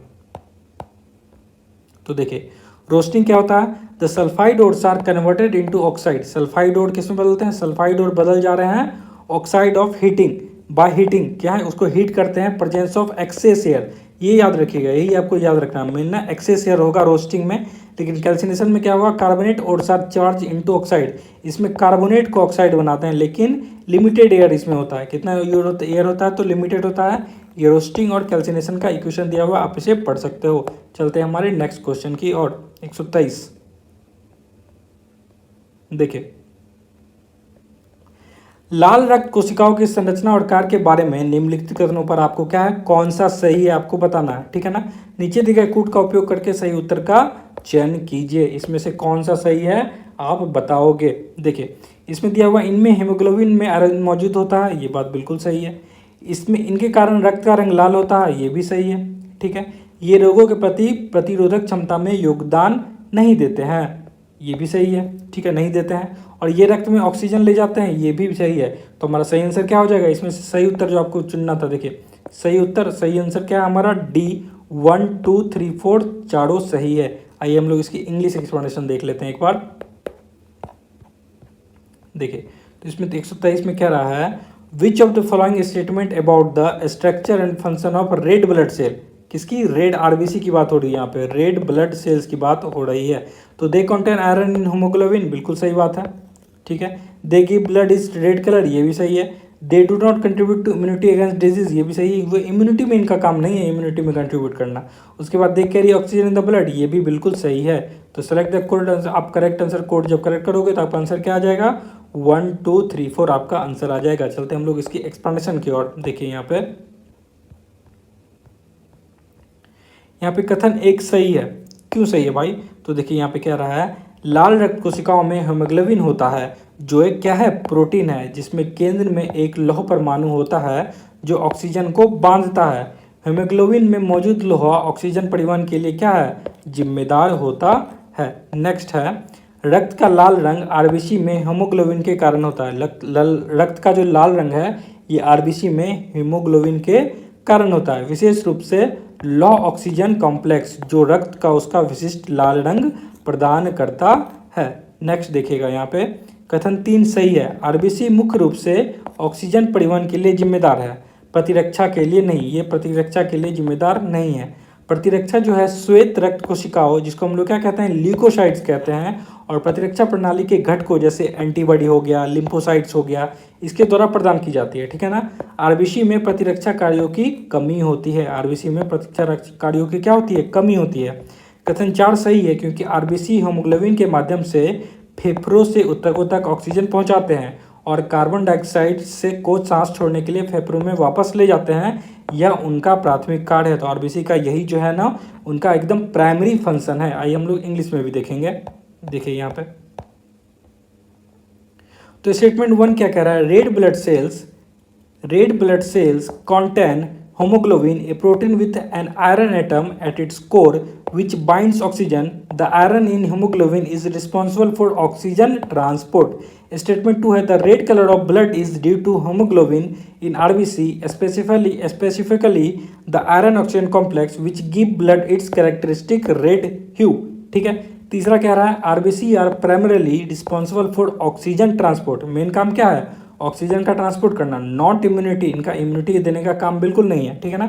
Immunity is provided by the white blood cell, immunity कौन दे रहा है, तो व्हाइट ब्लड सेल इम्यूनिटी देता है। इसमें हो गए ल्यूकोसाइट हो गए हमारे, and the immune system components कौन कौन हो गए, तो एंटीबॉडीज, लिम्फोसाइट, ये सब इम्यून सिस्टम के लिए हैं। आरबीसी लैक इम्यून सिस्टम, ठीक है ना, आरबीसी क्या करता है, लैक करता है इम्यून सिस्टम। और स्टेटमेंट 4 जो है हमारा, RBC via haemoglobin transport oxygen from the lungs to tissue, RBC क्या करता है, हीमोग्लोबिन के द्वारा जो ऑक्सीजन का ट्रांसपोर्ट करता है लंग से टिश्यू तक, एंड कैरी कार्बन डाइऑक्साइड, और क्या करता है, कार्बन डाइऑक्साइड को कैरी करता है back to the lungs for exhalation, this is their primary function, और यही उनका क्या है, प्राइमरी फंक्शन है। चलते हैं हमारे नेक्स्ट क्वेश्चन की ओर। 124 क्या कह रहा है, देखिए तो 124 में है, खाद्य डिब्बों पर जिंक की बजाय टिन का लेप क्यों लगाया जाता है, ठीक है। इसमें बताइए इसका आंसर क्या होगा 124 का। इसका आंसर हो जाएगा टिन की तुलना में जिंक अधिक अभिक्रियाशील होते हैं। टिन की तुलना में जो जिंक है ना वो अधिक अभिक्रियाशील होते हैं। इंग्लिश में देखेंगे हम लोग। 124 का आंसर क्या है, सी है। देखिए, why are food cans coated with the tin and not with the zinc. क्यों जो फूड कैंस होते हैं उसको टिन से कोट किया जाता है, जिंक से नहीं। तो आंसर हो जाएगा zinc is more reactive than tin, क्योंकि जिंक ना ज़्यादा रिएक्टिव होता है टिन से, ठीक है ना। अब इसकी एक्सप्लेनेशन देख लेते हैं हम लोग। देखिए यहाँ पे खाद्य डिब्बों पर टिन की परत चढ़ाई जाती है न कि जिंक की, क्योंकि जिंक टिन से अधिक प्रतिक्रियाशील होते हैं, अधिक रिएक्टिव होते हैं। यह डिब्बे के अंदर मौजूद खाद्य पदार्थों के साथ प्रतिक्रिया करने की अधिक क्षमता रखते हैं, जिससे संभावित रूप से खाद्य पदार्थ असुरक्षित हो सकते हैं। यदि खाद्य डिब्बों पर जिंक का उपयोग किया जाता है तो कई खाद्य पदार्थ जैसे टमाटर और फलों में मौजूद एसिड के साथ प्रतिक्रिया कर सकता है, जिससे संभावित रूप से हानिकारक या जहरीले यौगिक बन सकते हैं, जहरीले कंपाउंड बन सकते हैं और खाद्य पदार्थ खाने के लिए असुरक्षित हो सकते हैं। अब हम लोग इसकी इंग्लिश एक्सप्रेशन भी देखेंगे। देखिए, food cans are coated with tin and not zinc because zinc is more reactive than tin. Zinc जो है ज़्यादा रिएक्टिव है टिन से। It is more likely to react with food content inside the can, ठीक है ना, potentially making the food unsafe. If zinc were use to coat food cans it could react with acid present in many food such as tomatoes and fruits, potentially forming harmful और poisonous compound and making them food unsafe for consumption. चलते हैं हम लोग next question पे। 125 का question हमारा, निम्नलिखित में से कौन सी धातु सिनेबार एस्क से निकलती है। तो इनमें से कौन सी धातु है जो सिनेबार नाम के एस्क से निकलती है। आंसर क्या होगा इसका, इसका आंसर है पारा, जी हाँ, मरकरी। देखिए यहाँ पे, which of the following metals is extracted from the ore cinnabar. Answer will be mercury, ठीक है ना। बहुत इंपॉर्टेंट क्वेश्चन है, याद रखिएगा। देखिए यहाँ पे, सिनेबार एक जहरीला खनिज है जो पारा सल्फाइड HgS से बना है और पारे के प्राथमिक एस के रूप में कार्य करता है। अपने चमकीले लाल रंग के लिए जाना जाता है। इसका उपयोग हजारों सालों से विभिन्न संस्कृतियों में रंग द्रव्य के रूप में और आभूषण और सजावटी सामान बनाने के लिए किया जाता है। चलते हम लोग इसके इंग्लिश एक्सप्लेनेशन पे। देखिए, तो सिनेबार जो है एक टॉक्सिक मिनरल है composed of mercury sulphide HgS, mercury sulphide का है, and serve as the primary ore of mercury. ये सर्व करता है primary ore of mercury, known for its bright red colour. ये जाना जाता है अपने ब्राइट रेड कलर के लिए। It has been used for thousands of year across various culture as a pigment and for crafting jewellery and decorative items. चलते हैं हमारे नेक्स्ट क्वेश्चन पे 126 पे। देखिए क्या कह रहा है, कोशिका के तरल पदार्थ के लिए प्रोटोप्लाज्म शब्द किसने गढ़ा था। तो ये जो प्रोटोप्लाज्म शब्द है ना, ये शब्द दिया किसने था, ये दिया था पुरकिंजे ने। किसने दिया था, पुरकिंजे ने, याद रखोगे आप लोग। देखिए यहाँ पे, who coined the term protoplasm for the fluid substance of the cell. Answer will be Purkinje. Answer क्या है, पुरकिंजे होगा। आइए हम लोग अब इसकी एक्सप्लेनेशन देख लेते हैं जल्दी से। देखिए, 1839 में चेक फियोलॉजिस्ट जॉन इवेजेंस्ट पुरकिंजे ने प्रोटोप्लाज्म शब्द गढ़ा, जो पहले के शब्द शार्कोट की जगह ले लिया। पहले इसे क्या कहते थे, शार्कोट कहते थे, ठीक है ना, याद रखिएगा। उस समय कोशिकाओं को प्रोटोप्लाज्म के टुकड़े या कंटेनर के रूप में देखा जाता था। उस टाइम कैसे देखते थे, तो या तो प्रोटोप्लाज्म कंटेनर के टुकड़े के रूप में देखते थे हम लोग। हालांकि यह अवधारणा नाभिक जैसी आंतरिक संरचनाओं के निर्माण की व्याख्या नहीं कर सकी, ठीक है ना। अब चलते हम लोग इसके इंग्लिश वाले एक्सप्रेशन की तरफ। ये देखें, In 1839, Czech physiologist Jan Evangelista Purkinje coined the term protoplasm, replacing the earlier term sarcode. At the time, cells were viewed as fragments or containers of protoplasm. However, this concept couldn't explain the formation of internal structure of the nucleus. चलते हम लोग हमारे next question की ओर। 127 क्या कह रहा है, देखिए, निम्नलिखित में से कौन सा एल्युमिनियम का एक मुख्य एस्क है। तो इसमें से कौन सा है एल्युमिनियम का मुख्य एस्क है। आंसर क्या है, बॉक्साइट। आप सभी को पता होगा। देखिए यहाँ पे, तो which of the following is the primary ore of aluminium. Answer will be bauxite. आइए हम लोग अब इसकी एक्सप्लेनेशन देख लेते हैं 127 का। देखिए, बॉक्साइट Al2 3.xH2O अल्मीनियम का प्राथमिक अयस्क है, इसमें हाइड्रेटेड अल्मीनियम ऑक्साइड पाए जाते हैं। क्या पाए जाते हैं? हाइड्रेटेड अल्मीनियम ऑक्साइड पाए जाते हैं, जिससे इलेक्ट्रोलाइसिस के जरिए अल्मीनियम निकाला जाता है और तब तक उत्पादित लगभग सभी अल्मीनियम इसी से बने हैं। और अब तक जितने भी उत्पादित हैं ना, सभी लगभग इसी अल्मीनियम इसी तरीके से बने हैं। हम लोग इंग्लिश में देखेंगे अब यहाँ पे। देखिए, bauxite is the primary ore of aluminium. It contains hydrated aluminium oxide from which aluminum is extracted through electrolysis and nearly the aluminum ever produced has come from it। Done है। चलते हैं हम लोग हमारे नेक्स्ट क्वेश्चन 128 पे। देखिए, हीरे तथा ग्रेफाइट के संबंध में निम्नलिखित में से कौन सा कथन सही है? अब हम लिखते हैं हमारे आंसर को। आंसर क्या हो जाएगा 121 का? आंसर है हमारा, हीरे की संरचना चतुष्कल्पीय होती है और ग्रेफाइट की जो है ये क्या है? संरचना परतदार होती है। तो हीरे की जो संरचना ये क्या है? चतुष्फलकीय है। ठीक है ना, चतुष्फलकीय है। ठीक है, इंग्लिश में कोई आसान शब्द होगा और हिंदी में लग रहा है किसी राक्षस का नाम है ना। चतुष्फलकीय होती है और ग्रेफाइट की संरचना क्या होती है? परतदार होती है। कैसी होती है? परतदार होती है। ठीक है, आइए हम लोग देखते हैं अब इसके नेक्स्ट इंग्लिश में देखते हैं हम लोग 128 पे। आइए देखिए, यहाँ पे दिया हुआ है, which of the following statement is correct regarding diamonds and graphite? Answer is diamond has a tetrahedral structure and graphite has a layered structure. मतलब आप देखो यार, कितना प्यारा नाम है ना, टेट्राहेड्रल स्ट्रक्चर, बोलने में भी आसान है, टेट्राहेड्रल स्ट्रक्चर। और इधर पढ़ो, चतुष्फलकीय। ठीक है ना, मतलब हिंदी वालों को तो आसान लग रहा होगा, बट मेरे लिए थोड़ा डिफिकल्ट है। आइए हम लोग इसकी एक्सप्रेशन देखते हैं। देखिए, तो यही है चतुष्फलकीय। क्या है ये? चतुष्फलकीय टेट्राहेड्रल है। तो हीरे की संरचना जो है चतुष्फलकीय होती है और ग्रेफाइट की संरचना परतदार होती है। ग्रेफाइट की संरचना कैसी होती है? परतदार होती है। इसे आप देख सकते हो। ये जो ऊपर वाला है ये हीरे की चतुष्फलकीय संरचना। देखिए यहाँ पे, ये हीरे की चतुष्फलकीय संरचना है और नीचे वाली जो आप देख रहे हो ये क्या है? ये ग्रेफाइट की परतदार संरचना है। ठीक है ना, ये किसकी है? ग्रेफाइट की परतदार संरचना है। आइए हम लोग अब इंग्लिश वाला भी देख सकते हैं यहाँ पे। देखिए, diamond has a tetrahedral structure and graphite has a layered structure. याद रखना, डायमंड का कैसा है? टेट्राहेड्रल, चतुष्फल के बताना मैंने, याद है ना। और ग्रेफाइट कैसा है? लेयर्ड स्ट्रक्चर, परतदार स्ट्रक्चर है। ठीक है ना, ये आप देख सकते हो। ये क्या है? ये डायमंड है। ये क्या है? डायमंड का स्ट्रक्चर है। ठीक है ना, देख सकते हो यहाँ पे। और यहाँ पे आपको दिख जाएगा अब ग्रेफाइट का भी लेयर्ड स्ट्रक्चर। क्या है? लेयर्ड स्ट्रक्चर है ये ग्रेफाइट का, लेयर्ड स्ट्रक्चर ऑफ ग्रेफाइट। चलते हैं हमारे नेक्स्ट क्वेश्चन की ओर। ठीक है, इसमें से आपको बताना है निम्नलिखित में से कौन सा युग्म सुमेलित है। इसमें से कौन सा युग्म जो है सुमेलित है? 129 का आंसर क्या हो जाएगा इसमें जो फाइलेरिया जो है ना, ये क्यूलेक्स मच्छर से होता है, यही सुमेलित है बस। ठीक है ना, बाकी कोई सुमेलित नहीं है। डेंगू, मलेरिया और चिकनगुनिया ये सब ना गलत मच्छर के नाम दिए हुए हैं आपको यहाँ पे। ठीक है ना, आइए देखते हैं कौन सा सुमेलित है। तो आंसर क्या हो जाएगा? फाइलेरिया क्यूलेक्स मच्छर। आइए हम लोग इसकी एक्सप्लेनेशन देखते हैं।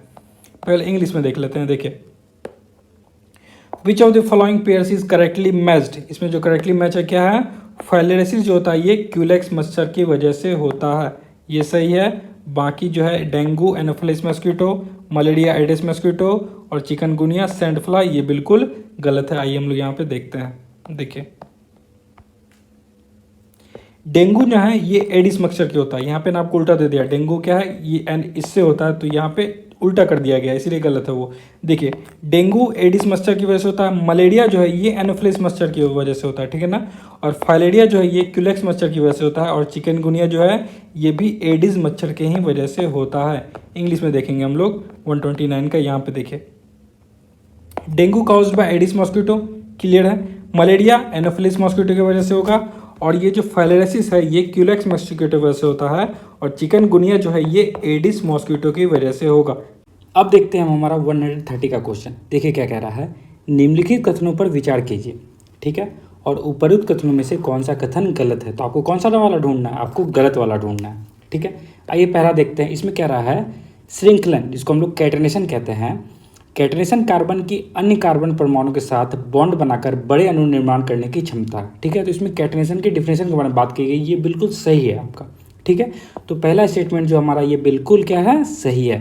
दूसरे स्टेटमेंट में देखते हैं हम लोग। यहाँ पे कहता है कोई अन्य तत्व श्रृंखलन का गुण प्रदर्शित नहीं करते। तो इसमें कह रहा है कि कार्बन के अलावा जो कोई और तत्व है ना, ये श्रृंखलन का गुण प्रदर्शित ही नहीं करता। तो ये जो है हमारा बिल्कुल गलत है। तो आपको गलत वाला ही ढूंढना, तो आपका सही आंसर क्या हो जाएगा, ओनली 2 आपका गलत है। आइए हम लोग इंग्लिश में भी देख लेते हैं। तो इंग्लिश में कह रहा है कंसीडर द फॉलोइंग स्टेटमेंट्स, ठीक है ना, which of the following statement is are incorrect, यानी कि आपको इनकरेक्ट वाला ढूंढना है, ठीक है। आपको पता है हमारा पहला स्टेटमेंट जो ये बिल्कुल सही है कि catenation is the ability of carbon to form larger molecules by making bonds with other carbon atoms. तो ये जो हमारा स्टेटमेंट है ये क्या है, बिल्कुल सही है। लेकिन हमारा ये दूसरा वाला है नो अदर एलिमेंट्स जो है, ये जो दिया हुआ है ये क्या है, बिल्कुल गलत है। आपको गलत वाला ही ढूंढना है, इनकरेक्ट वाला। आपका सही आंसर क्या हो जाएगा, ओनली 2 आपका सही आंसर हो जाएगा। आइए हम लोग अब इसकी एक्सप्लेनेशन देख लेते हैं जल्दी से। कह रहा है कथन एक सही है, कैसे, तो कार्बन यौगिकों में लंबी या सांख्यिक श्रृंखला या वलय संरचना हो सकती है। इन यौगिकों में कार्बन परमाणु एकल, दोहरे या तिहरे बंधों से जुड़े हो सकते हैं, ठीक है। या तो सिंगल बॉन्ड होगा, या तो डबल बॉन्ड होगा, या तो ट्रिपल बॉन्ड होगा। केवल एकल बंध यानी कि सिंगल बॉन्ड वाले यौगिक को हम लोग क्या कहते हैं, संतृप्त यौगिक कहते हैं। और वहीं अगर दोहरे या तिहरे बॉन्ड रहे तो उनको हम क्या कहते हैं, असंतृप्त यौगिक कहते हैं, ठीक है। कार्बन में कार्बन के अन्य परमाणुओं के साथ बंध बनाने की अनूठी क्षमता होती है, जिसे बड़े अणु कहते हैं। इस गुण को श्रृंखलन या कहते हैं, इसी को हम लोग क्या कहते हैं, कैटेनेशन प्रॉपर्टी कहा जाता है कार्बन का। इसको क्या कहते हैं, कैटेनेशन प्रॉपर्टी कहते हैं। अब देखिए सल्फर हो गया, फॉस्फोरस हो गया, सिलिकॉन हो गया, ये सब जो तत्व है ना, ये श्रृंखलाबद्धता प्रदर्शित कर सकते हैं, ठीक है। हालांकि कार्बन की तुलना में बहुत कम, लेकिन कार्बन से अगर कंपेयर करें ना तो ये बहुत कम कर सकते हैं, लेकिन कर तो सकते हैं, थोड़े बहुत तो करते हैं, है ना। उदाहरण के लिए सल्फर की श्रृंखला क्या बनाती है, एसिड की रिंग बनाती है, पॉलीसल्फाइड बनाती है, और सिलिकॉन जैसे सिलेन बनाता है, ठीक है। कार्बन का श्रृंखलाबद्धता यानी कि जो कैटेनेशन प्रॉपर्टी है अपनी बहुमुखी प्रतिभा में अद्वितीय है, ठीक है ना, इसके जैसा कोई दूसरा है नहीं। लेकिन यह अनन्य नहीं है, क्योंकि सल्फर, फॉस्फोरस और सिलिकॉन भी ऐसा कर सकते हैं। इंग्लिश में देखेंगे हम लोग, देखिए तो यहाँ पे क्या रहा है, carbon compounds can have long और ब्रांच्ड चेन और ring structure. Carbon atom in this compounds में be connected by single, double और triple bonds. Those with only single bonds are called saturated compounds, while those with double or triple bonds are known as unsaturated compounds। इतनी चीज़ें clear है। अब यहाँ पे कह रहा है carbon has the unique ability to form bond with other atom of carbon. Carbon के पास बहुत ही यूनिक प्रॉपर्टी होती है कि वो दूसरे एटम ऑफ कार्बन के साथ बिल्कुल कनेक्ट करता चला जाता है, ठीक है। उसी प्रॉपर्टी को हम लोग क्या कहते हैं, कैटेनेशन प्रॉपर्टी। कैटेनेशन प्रॉपर्टी आप समझो ये कि ये कार्बन है, इससे बॉन्ड बनाया, ये कार्बन, ये कार्बन, ये कार्बन, तो ये क्या करता है ना, कैटेनेशन प्रॉपर्टी दिखाते रह जाता है और एक दूसरे को कनेक्ट करता चला जाता है। इसीलिए हम लोग इसको क्या कहते हैं, कैटेनेशन प्रॉपर्टी कहते हैं। दूसरा ये इनकरेक्ट क्यों है, जैसे आपने पढ़ा कि other elements such as sulphur, phosphorus, silicon also exhibit catenation though to a lesser extent, बहुत ही कम मात्रा में, लेकिन ये लोग कैटेनेशन तो दिखाते हैं थोड़े बहुत, है ना। Then carbon for example sulphur form क्या बनाता है, एसिड रिंग्स बना रहा है, पॉलीसल्फाइड्स बना रहा है, सिलिकॉन क्या बना रहा है, सिलेन्स बना रहा है, ठीक है। तो carbon catenation is unique in its versatility. Carbon का कैटेनेशन इसका तो कोई कंपैरिजन ही नहीं है, but it is not exclusive. ये एक्सक्लूसिव नहीं है, क्योंकि जो हमारे हो गए सल्फर हो गए, फॉस्फोरस और सिलिकॉन जो हो गए, ये भी कैटेनेशन प्रॉपर्टी दिखाते हैं, लेकिन बहुत ही कम मात्रा में दिखाते हैं। आइए हम लोग चलते हैं 131 के क्वेश्चन पे। 131 पे क्या कह रहा है, देखिए ये हमारा क्या है, कथन है, अभिकथन, और ये क्या है, कारण, ठीक है। तो इसमें आपसे पूछ रहा है सही उत्तर का चयन करना है आपको, ठीक है। तो इसमें कह रहा है मानव शरीर के अपने लिए आवश्यक सभी विटामिन का संश्लेषण नहीं करता। ये बात बिल्कुल सही है, ठीक है। मानव शरीर जो है अपने लिए आवश्यक सभी विटामिन का संश्लेषण नहीं करता है, ठीक है। और दूसरी तरफ कह रहा है कि शरीर की पोषण संबंधी आवश्यकताओं को पूरा करने के लिए अधिकांश विटामिन आहार के माध्यम से प्राप्त किए जाने चाहिए। ये भी बिल्कुल सही है, तभी तो कहते हैं कि आपको बैलेंस डाइट लेनी चाहिए, ठीक है। तो इसका सही आंसर क्या हो जाएगा, इसका सही आंसर होगा बी। देखिए ये दोनों कथन आपस में सही है, लेकिन ये जो व्याख्या नहीं कर रहा है ना, तो इसका सही आंसर क्या हो जाएगा, ए और आर दोनों सत्य हैं, लेकिन आर जो है एक ही सही व्याख्या नहीं कर रहा है। आइए हम लोग 131 का इंग्लिश में भी देख लेते हैं। यहाँ पे देखिए एसर्शन यहाँ पे दिया हुआ है और यहाँ पे रीजन दिया हुआ है। तो एसर्शन में the human body does not synthesize all vitamin required by it, ठीक है। तो ह्यूमन बॉडी जो है सभी विटामिन सिंथेसाइज नहीं करता जो उसको आवश्यक है, उसके लिए चाहिए। और दूसरी बात कर रहा है most vitamin must be obtained from dietary sources to meet the body's nutritional needs, ठीक है। तो बहुत मेन जो विटामिन है हम लोग को क्या है, हमारी डाइट से ही ले लेना चाहिए, ठीक है ना, जो बॉडी के लिए बहुत ही आवश्यक है, ठीक है। तो आपसे पूछ रहा है सेलेक्ट द करेक्ट आंसर। तो मैंने बताया कि ये दोनों स्टेटमेंट आपस में सही हैं, लेकिन ये एक्सप्लेन नहीं कर रहा पहले वाले को, ठीक है। तो आंसर क्या हो जाएगा, both A and R true but R is not the correct explanation of A. आइए हम लोग अब इसकी हिंदी में एक्सप्लेनेशन देख लेते हैं। पहले देखिए यहाँ पे कह रहा है अभिकथन, मानव शरीर अपने लिए आवश्यक सभी विटामिनों का संश्लेषण नहीं कर पाता। ये बात बिल्कुल सही है। यह सत्य है, मानव शरीर कुछ विटामिन का उत्पादन स्वयं नहीं कर सकता, जैसे कि विटामिन सी, कुछ विटामिन बी और अन्य हो गए। ठीक है, यह विशिष्ट एंजाइम और जैव संश्लेषण मार्गों की अनुपस्थिति के कारण होता है। ठीक है ना, कुछ एंजाइम हो गए, कुछ जैव संश्लेषण मार्ग हो गए, ये अब्सेंट होते हैं, इसी कारण ये ऐसा होता है। रीज़न क्या है? शरीर की पोषण संबंधी जरूरतों को पूरा करने के लिए ज़्यादातर विटामिन आहार स्रोतों से प्राप्त किए जाने चाहिए। यह भी सत्य है। ठीक है, चूंकि शरीर सभी विटामिन नहीं बना सकता, इसलिए हम अपनी विटामिन जरूरतों को पूरा करने के लिए भोजन पर डिपेंड करते हैं। हालांकि आर जो है ए का सही स्पष्टीकरण नहीं है। ठीक है ना, आर हमें बताता है कि शरीर द्वारा विटामिन का संश्लेषण न करने के परिणाम स्वरूप हम क्या करते हैं। यह नहीं बताता है कि शरीर में विटामिनों को बनाने की क्षमता क्यों नहीं है। ठीक है ना, तो उसको एक्सप्लेन नहीं कर रहा था, इसलिए हमने क्या मारा, बी वाला हमने टिक मारा। ठीक है, तो इसका मुख्य कारण जैव रासायनिक सीमा है, क्योंकि मनुष्यों में विशिष्ट एंजाइम या चयापचय पथ की कमी होती है जो अधिकांश विटामिनों के उत्पादन के लिए आवश्यक होते हैं। ठीक है, उदाहरण के लिए मुख्य विटामिन सी का संश्लेषण नहीं कर सकता क्योंकि उनमें कुछ जानवरों के विपरीत एल ग्लूनोलैक्टोन ऑक्सीडेज एंजाइम की कमी होती है। ठीक है ना, तो इस एंजाइम की इसमें क्या होती है, कमी होती है। आइए हम लोग इंग्लिश में देखते हैं। यहाँ पे देखिए एसरसन यहाँ पे, the human body does not synthesize all vitamin required by it, this is true. देखिए, human body can not produce certain vitamin on its own such as vitamin C, some vitamin B and others. This is due to the absence of specific enzyme और biosynthesize pathways. या तो कुछ अच्छे हम वो enzyme नहीं हो हमारे पास, या तो वो बायोसिंथेटिक पाथवेज नहीं है जिससे वो उसको हम लोग बना सके, प्रोड्यूस कर सके, इसीलिए कुछ विटामिन क्या होते हैं, प्रोड्यूस नहीं होते हैं। रीज़न क्या दे रहा है इसका, most vitamin must be obtained from dietary sources to meet the body nutritional need. ये बिल्कुल सही बात है, यहाँ पे दिया हुआ है, दिस इज ऑल्सो ट्रू। जी हाँ, अब देखिए, because the body can not make all vitamin, क्योंकि बॉडी हर विटामिन तो नहीं बना सकती है ना। We depend on food to meet our vitamin requirement, इसीलिए हम लोग किस पे डिपेंड होते हैं, हम लोग फूड पे डिपेंड होते हैं हमारे विटामिन रिक्वायरमेंट्स के लिए। However, R is not the correct explanation of A, लेकिन R जो है करेक्ट एक्सप्रेशन नहीं है का। क्यों? तो R सिर्फ ये बताता है कि what we do as a result of the body not synthesize vitamin, मतलब बॉडी जब विटामिन नहीं बना तो हम लोग क्या करते हैं, तो हम लोग फूड से लेते हैं। ठीक है, ये देखिए, it does not explain why the body lacks the ability to make those vitamin, लेकिन ये नहीं एक्सप्लेन कर रहा है कि बॉडी ये विटामिन बना क्यों नहीं पा रहा है। ठीक है, इसीलिए हमने क्या मारा, ऑप्शन बी को हमने चूज किया। यहाँ पे दे रहा है the primary reason is a biochemical limitation. ठीक है ना, क्या होता है, तो बायोकेमिकल लिमिटेशन होता है as human lack the specific enzymes और metabolic pathways that are needed to produce most vitamin. For example, human can not synthesize vitamin C because they lack the enzyme L gulonolactone oxidase.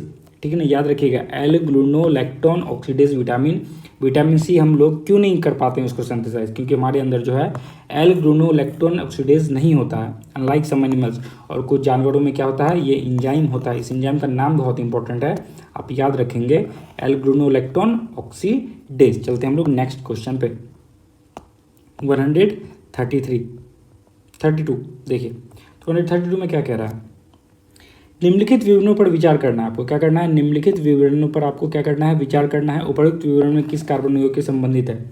तो पहला कह रहा है, यह कमरे के तापमान पर एक तरल पदार्थ है, यानी कि ये जो कमरे के तापमान पर क्या होता है, एक तरल पदार्थ है। ठीक है, दूसरा कह रहा है, यह आमतौर पर अल्कोहल कहा जाता है और यह सभी अल्कोहलिक पेय पदार्थों में एक सक्रिय घटक है। तो जितने भी अल्कोहलिक पेय पदार्थ होते हैं उसका ये क्या होता है, एक सक्रिय घटक होता है। ठीक है, तीसरा कह रहा है, ये सभी अनुपातों में जल में घुलनशील है, और कोई भी अनुपात में ले लीजिए, ये हर अनुपात में जल में क्या हो जाएगा, डिजोल्व हो जाएगा। इसका सही आंसर है इथेनॉल। इसका सही आंसर क्या हो जाएगा, इथेनॉल हो जाएगा। ठीक है, आइए चलते हैं हम लोग इंग्लिश वाले की तरफ।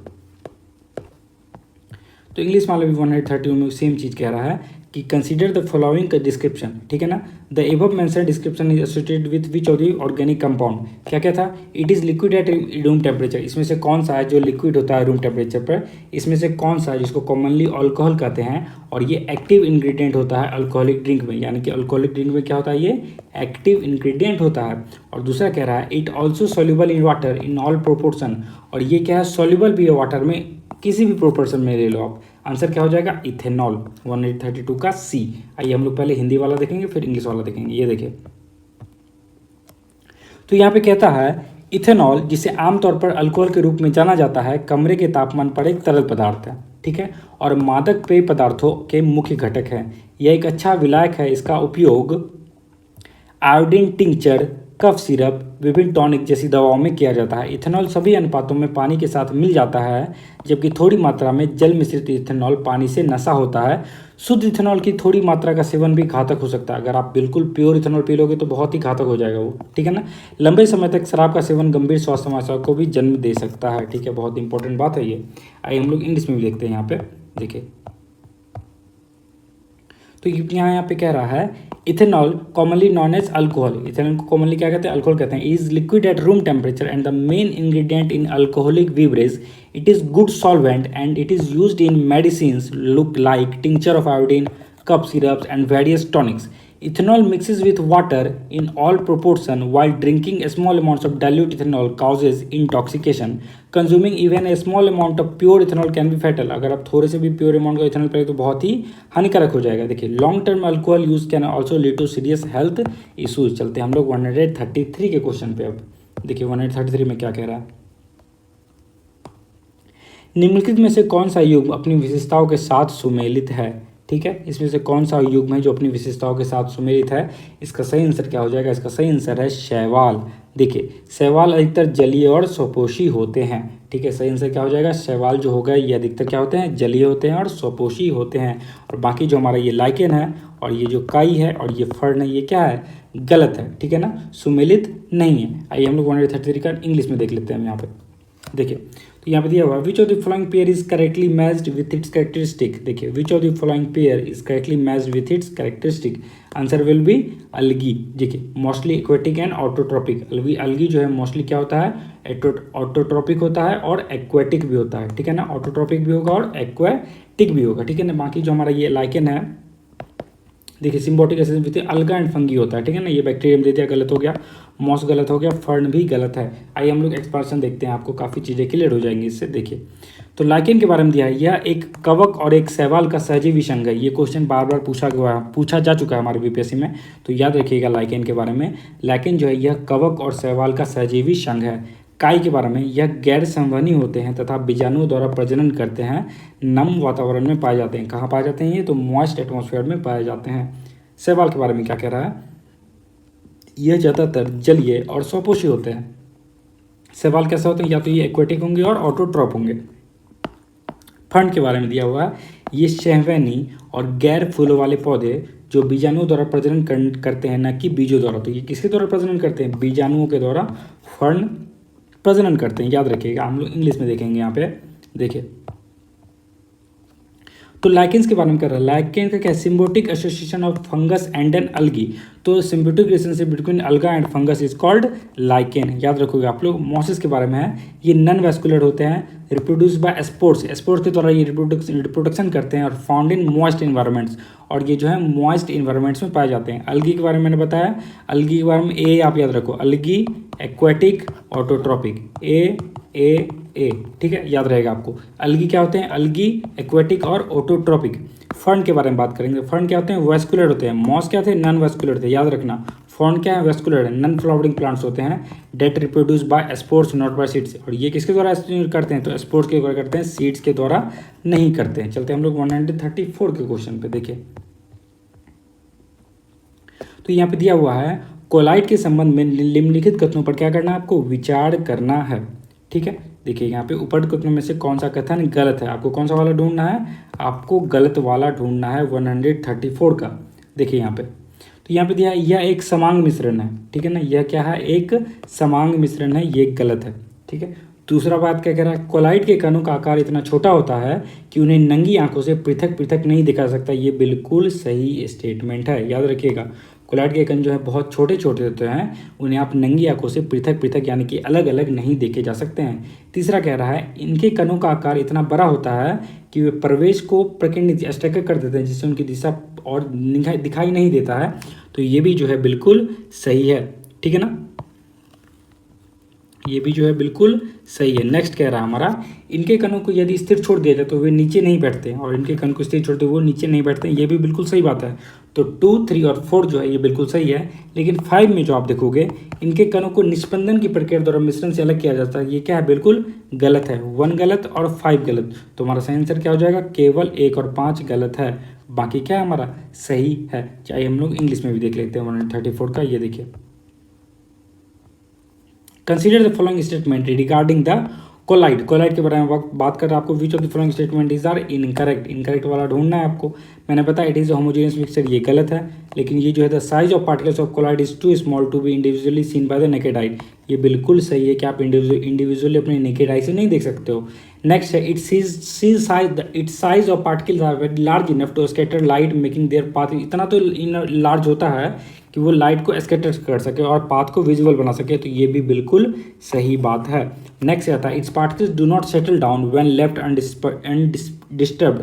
इसके जो पार्टिकल्स है वो सेटल डाउन नहीं होते हैं जब तक उनको हम लोग अनडिस्टर्ब नहीं लेफ्ट कर दे, तो ये भी बिल्कुल सही बात है। ठीक है, 4 भी सही है। लेकिन 5th जो है ये 5th गलत है। क्यों?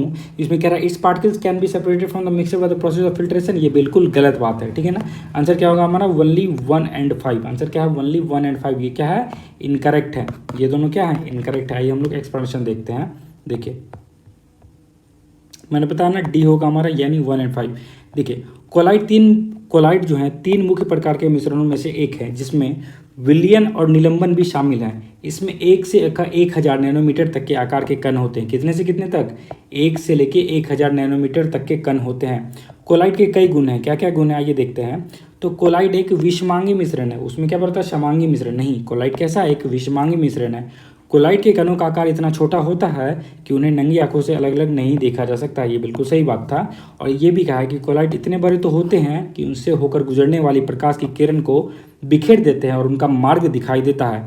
अप्रभावित रहने के पर वे स्थिर नहीं होते, यानी कोलाइड काफ़ी स्थिर होता है। कोलाइड क्या होते हैं? काफ़ी स्थिर होता है। फिल्ट्रेशन की प्रक्रिया द्वारा उन्हें मिश्रण से अलग नहीं किया जा सकता। इसीलिए मैंने 5 वाले को क्या बोला कि ये गलत है, क्योंकि फिल्ट्रेशन के प्रोसेस आप उसको अलग नहीं कर सकते हैं। लेकिन पृथक्करण की एक विशेष तकनीक जिसे सेंट्रीफ्यूगेशन के रूप में जाना जाता है, ठीक है, तो पृथक्करण का एक अलग तकनीक है जिसको हम लोग क्या कहते हैं? सेंट्रीफ्यूगेशन कहते हैं, का उपयोग करके कोलाइडल कणों को अलग करने के लिए अलग किया जा सकता है। इंग्लिश में देखेंगे हम लोग।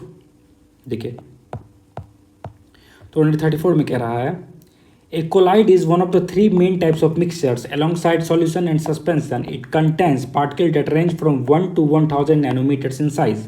There are various properties of colloid. Colloid की बहुत सारी प्रॉपर्टीज है। क्या क्या है देखिए। कोलाइड कैसा मिक्सचर है? तो हेटेरोजेनियस मिक्सचर है। Size of particles of colloid क्या होते हैं? काफ़ी स्मॉल होते हैं। Too small individually seen by the naked eye, इतने छोटे होते हैं कि आप लोग उसको नेकेड आई से नहीं देख सकते हो। कोलाइड्स आर बिग इनफ, इतने बड़े तो होते हैं कि to scatter a beam of light passing through them and make their path visible, अपने पाथ को विजिबल बना सकें। They do not settle down when left and dispersed, that is colloid, it is quite stable. और अगर इनको आप undisturbed छोड़ देंगे तो ये सेटल डाउन नहीं होंगे। ठीक है, इसीलिए कोलाइड क्या होते हैं? क्वाइट स्टेबल होते हैं। याद रखिएगा, कहेगा आपसे बना दिया जाएगा स्टेटमेंट कि कोलाइड स्टेबल नहीं होते, तो ये क्या है? गलत है। अब देखिए they can not be separated from the mixture by the process of filtration. मैंने बताया ना, वो फिल्ट्रेशन के प्रोसेस आप उसको नहीं सेपरेट कर सकते हो। कैसे कर सकते हो फिर? But a special technique of separation known as centrifugation. Centrifugation की एक तकनीक आती है जिससे आप क्या कर सकते हो? उसको सेपरेट कर सकते हो। Can be use to separate the colloidal particles. चलते हम लोग हमारे नेक्स्ट क्वेश्चन पे, यानी कि 135 का क्वेश्चन क्या कह रहा है देखिएगा यहाँ पे। मानव फेफड़ों में गैस विनिमय का प्राथमिक स्थल कौन सा है? मानव फेफड़ों में गैस विनिमय का प्राथमिक स्थल कौन सा है? तो ये क्या है? एल्वियोली है। क्या है? एल्वियोली। आइए हम लोग इंग्लिश में देखेंगे यहाँ पे। देखिए what is the primary sites of gas exchange in human lungs? What is the primary site of gas exchange in human lungs? Answer will B alveoli. Answer क्या हमारा? एल्वियोली होगा। आइए हम लोग इंग्लिश में देख लेते हैं पहले। देखिए यहाँ पे, तो यहाँ पे कह रहा है एल्वियोली फेफड़ों में छोटी थैली जैसी संरचनाएं होती हैं जहाँ गैसीय विनिमय होता है। ठीक है, सांस के साथ ली गई हवा से ऑक्सीजन पतली एल्वियोलर दीवारों से होते हुए रक्त प्रवाह कोशिकाओं में फैल जाती है, जबकि रक्त से कार्बन डाइऑक्साइड एल्वियोली में फैल जाती है और सांस के साथ बाहर निकल जाती है। यह विनिमय एल्वियोली के बड़े सतह क्षेत्र और पतली उपकला परत द्वारा सुगम होता है। ठीक है, ट्रैकियोल्स कीटों की श्वास नली प्रणाली में महीन नलिकाएं होती हैं, न कि मनुष्यों की। ठीक है, जिनका उपयोग स्तनधारियों के फेफड़ों में नहीं बल्कि उनके ऊतकों में गैस विनिमय के लिए किया जाता है। किसमें यूज होता है? तो उनके ऊतक में होता है, फेफड़े में नहीं होता है। ठीक है, आइए हम लोग इधर चलते हैं। अब देखिए ब्रोंकियोल्स के बारे में कह रहा है। तो ब्रोंकियोल्स जो हैं छोटे वायुमार्ग होते हैं जो एल्वियोली में हवा का संचालन करते हैं, लेकिन गैस विनिमय का प्राथमिक स्थल ये नहीं है। ठीक है ना, तो ब्रोंकियल्स के बारे में आपसे बात करें तो ये गैस विनिमय का प्राथमिक स्थल नहीं है, क्योंकि उनमें प्रसार के लिए आवश्यक पतली दीवारें और कोशिकाएं नेटवर्क होते हैं। फुफ्फुस शिरा जो है फेफड़ों से हृदय तक ऑक्सीजन युक्त रक्त ले जाते हैं। तो फुफ्फुस शिरा का काम क्या है? फेफड़ों से हृदय तक ऑक्सीजन युक्त, ठीक है ना, ऑक्सीजनेटेड ब्लड को ले जाना, लेकिन गैस विनिमय में स्वयं शामिल नहीं होते। लेकिन ये जो गैस के एक्सचेंज में है स्वयं शामिल नहीं होते हैं। आइए हम लोग इंग्लिश में भी देखेंगे। देखिए यहाँ पे, तो यहाँ पे दिया हुआ है alveoli are tiny sac like structure in the lungs where gaseous exchange occur. तो गैसियस ऑक्सीजन कहाँ ऑकर होता है, तो ये होता है एल्वियोली में, ठीक है। Oxygen from inhaled air diffuses across the thin alveolar walls into the blood stream, जिसको हम लोग कैपिलरीज कहते हैं, while carbon dioxide from the blood diffuse into the alveoli to be exhaled. This exchange is facilitated by the alveolus large surface area and thin epithelial layer, ठीक है। Tracheoles के बारे में बात करें तो ट्रैक्यूल्स क्या होते हैं, ये fine tubes in the tracheal system of insects not human beings. तो ट्रैक्यूल्स कहाँ पाए जाते हैं, तो ये ट्रैकियल सिस्टम ऑफ इंसेक्ट्स में पाए जाते हैं, ह्यूमंस में नहीं पाए जाते हैं, ठीक है। यूज फॉर गैस एक्सचेंज, और इसमें किसके लिए यूज होते हैं, ये तो गैस एक्सचेंज के लिए यूज होते हैं। इन देयर टिश्यू के जरिए, नॉट इन मैमेलियन लंग्स में नहीं होते हैं, ठीक है। ब्रोंकियल्स क्या कह रहा था, bronchioles are small airways that conduct air to the alveoli. Bronchioles क्या करते हैं, ये कंडक्ट करते हैं एयर को कहाँ पे, एल्वियोली तक, ठीक है ना। But are not the primary site of gas exchange, लेकिन ये प्राइमरी साइट नहीं है गैस एक्सचेंज के, ठीक है। As they lack the thin walls and capillary network needed for diffusion. क्या लैक करते हैं वो, तो थिन वॉल और कैपिलरी नेटवर्क लैक करते हैं, इसी कारण वो नहीं कर पाते हैं, ठीक है। पल्मोनरी वेन्स का क्या बोलूँ, तो पल्मोनरी वेन्स क्या करती है, ये कैरी करती है oxygenated blood from the lungs to heart. तो पल्मोनरी वेन्स का काम है कैरी करना ऑक्सीजनेटेड ब्लड को लंग्स से हार्ट तक। But it is not involve in gas exchange itself, लेकिन ये गैस एक्सचेंज के में इन्वॉल्व नहीं होते हैं। आइए हम लोग 136 का देखते हैं। देखिए, तो 136 में कह रहा है निम्नलिखित विलयनों पर विचार कीजिए, ठीक है ना। निम्नलिखित जो विलयनों हैं इन पर क्या करना है, आपको विचार करना है। ऊपर में से कौन सा विलयन टिंडल प्रभाव प्रदर्शित करेगा, कौन सा प्रभाव, टिंडल प्रभाव प्रदर्शित करेगा, ठीक है। देखते हैं हम लोग इसका आंसर क्या हो जाएगा। इसका आंसर हो जाएगा केवल 2 और 4। देखिए, तो इसमें कौन कौन करेगा, दूध करेगा और स्टार्च का विलयन करेगा, ठीक है। कौन कौन नहीं करेगा, नमक का विलयन नहीं करेगा और कॉपर सल्फेट का विलयन नहीं करेगा, दूध करेगा और स्टार्च का विलयन करेगा। आइए हम लोग इंग्लिश में देख लेंगे। देखिए, consider the following statement, which of the following solution will show the Tyndall effect, यानी कि इनमें से जो है टिंडल इफेक्ट कौन दिखाएगा, ठीक है। आंसर क्या हो जाएगा, आंसर एक तो हमारा मिल्क दिखाएगा और स्टार्च सॉल्यूशन दिखाएगा। तो ये दोनों बिल्कुल सही है। गलत कौन कौन सा है, साल्ट सॉल्यूशन नहीं दिखाएगा और कॉपर सल्फेट सॉल्यूशन नहीं दिखाएगा। सही आंसर क्या हो जाएगा, ओनली 2 and 4। सी का आंसर क्या है, ओनली 2 and 4। आइए हम लोग इसकी एक्सप्लेनेशन देख लेते हैं। देखिए यहाँ पे, टिंडल प्रभाव एक कोलाइडल अत्यंत सूक्ष्म विलयन में कणों द्वारा प्रकाश के प्रकीर्णन यानी कि स्कैटरिंग को कहा जाता है। यह प्रभाव कुछ समय भी देखा जा सकता है जब एक पतली प्रकाश किरण एक छोटे छेद के माध्यम से कमरे में प्रवेश करती है। यह धूल और धुएं के कणों द्वारा प्रकाश के प्रकीर्णन के कारण होता है, ठीक है। टिंडल प्रभाव उस समय भी देखा जा सकता है जब सूर्य का प्रकाश घने जंगल के छतरी कैनोपी से होकर गिरता है, ठीक है ना। जंगल में देखो ना, आपको छोटी छोटी जो लाइन की जो रेज आती होती है, वही उसी को हम लोग क्या कहते हैं, ये टिंडल इफेक्ट के कारण ही होता है, ठीक है। दूध और स्टार्च के घोल में वसा की गोलियां इतनी बड़ी होती हैं कि वे प्रकाश को बिखेर सकती हैं, ठीक है। जबकि नमक या कॉपर सल्फेट जैसे वास्तविक घोल में कण इतने छोटे होते हैं कि वे प्रकाश को बिखेर नहीं सकते। इसीलिए हमारा आंसर क्या हो गया, दूध और स्टार्च का घोल ही हमारा आंसर हुआ। आइए हम लोग इंग्लिश में देखते हैं। देखिए यहाँ पे क्या कह रहा है, The Tyndall effect is light scattering by particles in the colloid, such as very fine solution. It can also be observed when a fine beam of light enters a room through a small hole. This happens due to the scattering of light by the particles of dust and smoke in the air. Tyndall effect can also be observed when sunlight passes through the canopy of a dense forest. In a milk and starch solution, the fat globules in milk and starch particles are large enough to scatter light, whereas particles in a true solution like salt or copper sulfate are too small to cause this scattering. आइए हम चलते हैं हमारे next question पे, 137 के question पे। क्या कह रहा है यहाँ पे, देखिएगा। देखिए, श्वसन के संबंध में निम्नलिखित कथनों में से कौन सा कथन गलत है। आपको कौन सा वाला ढूंढना है, आपको गलत वाला ढूंढना है, ठीक है। आइए हम लोग देखते हैं। तो इसका सही आंसर क्या हो जाएगा, इसमें देखा हुआ है मस्तिष्क डायफ्राम और छाती की मांसपेशियों को संकेत भेजकर श्वसन की प्रक्रिया को नियंत्रित करता है, ठीक है। दूसरा कह रहा है रक्त में कार्बन डाइऑक्साइड का उच्च स्तर श्वसन दर को बढ़ा देता है, ठीक है। तीसरा कह रहा है रक्त में ऑक्सीजन के स्तर पर श्वसन दर पर कोई प्रभाव नहीं पड़ता है। ये क्या है? बिल्कुल गलत है। हमारा सही कौन कौन सा है? ए सही है, बी सही है और सी भी सही है। सी में कहता है मेडुला ऑब्लंगेटा मस्तिष्क का वह हिस्सा है जो श्वसन को नियंत्रित करता है। तो आइए हम लोग देखते हैं। तो मस्तिष्क डायफ्राम और छाती की मांसपेशियों को संकेत भेजकर श्वसन की प्रक्रिया को नियंत्रित करता है। ये बिल्कुल क्या है? सही स्टेटमेंट था। ठीक है। रक्त में कार्बन डाइऑक्साइड का उच्च स्तर श्वसन दर को बढ़ा देता है। ये भी बिल्कुल सही है। और लास्ट में कह रहा है मेडुला ऑब्लंगेटा मस्तिष्क का वह हिस्सा जो श्वसन को नियंत्रित करता है। ये बिल्कुल सही है। गलत कौन सा? ये गलत था कि रक्त में ऑक्सीजन के स्तर पर श्वसन दर का कोई प्रभाव नहीं पड़ता है। आइए हम लोग इंग्लिश में देखते हैं।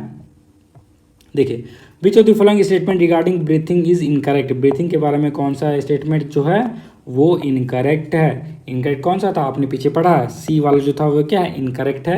बाकी के हमारे ये जो है ये क्या है? करेक्ट है। ए भी करेक्ट है, बी भी और डी भी। आइए हम लोग देख लेते हैं। तो पहला क्या है? Brain controls breathing by sending signals to the diaphragm and chest muscles. ये बिल्कुल क्या है?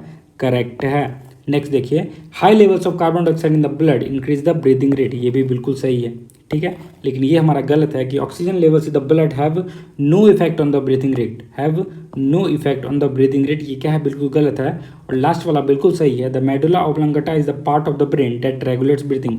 और ये जो मेडुला ऑब्लंगेटा है ये पार्ट है हमारे ब्रेन का जो रेगुलेट करता है ब्रीदिंग को। क्या करता है? जो रेगुलेट करता है ब्रीदिंग को। इस बात को याद रखेंगे। आइए हम लोग हिंदी में देखते हैं। पहले देखिए, यहाँ पे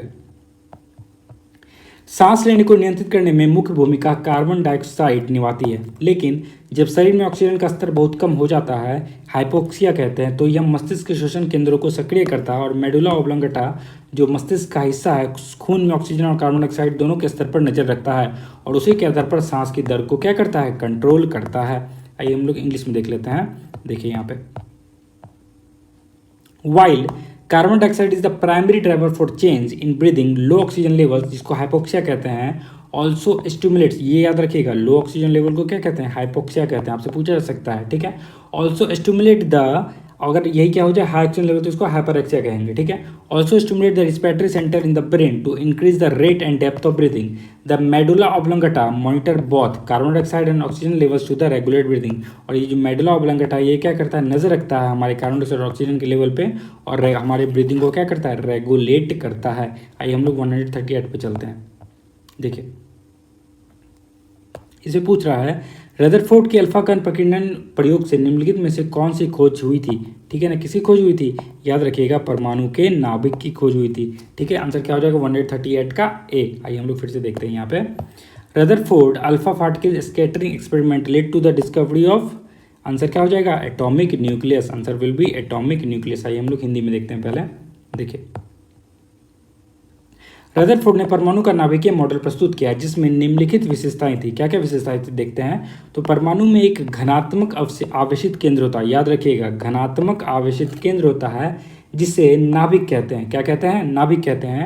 और परमाणु का लगभग सारा द्रव्यमान नाभिक में रहता है। बहुत इंपॉर्टेंट लाइन है कि परमाणु का लगभग सारा द्रव्यमान नाभिक में रहता है। इलेक्ट्रॉन नाभिक के चारों ओर वृत्ताकार पथ पे चक्कर लगाता है। इलेक्ट्रॉन का क्या काम है? तो वृत्ताकार पथ पे चक्कर लगाने का काम है। और परमाणु के आकार की तुलना में नाभिक का आकार बहुत छोटा होता है। तो परमाणु के आकार की तुलना में नाभिक का जो आकार है क्या होता है? बहुत ही छोटा होता है। इंग्लिश में देख लेंगे हम लोग। देखिए, तो यहाँ पे कह रहा है Rutherford put forward the nuclear model of an atom which had the following features. क्या क्या फीचर है?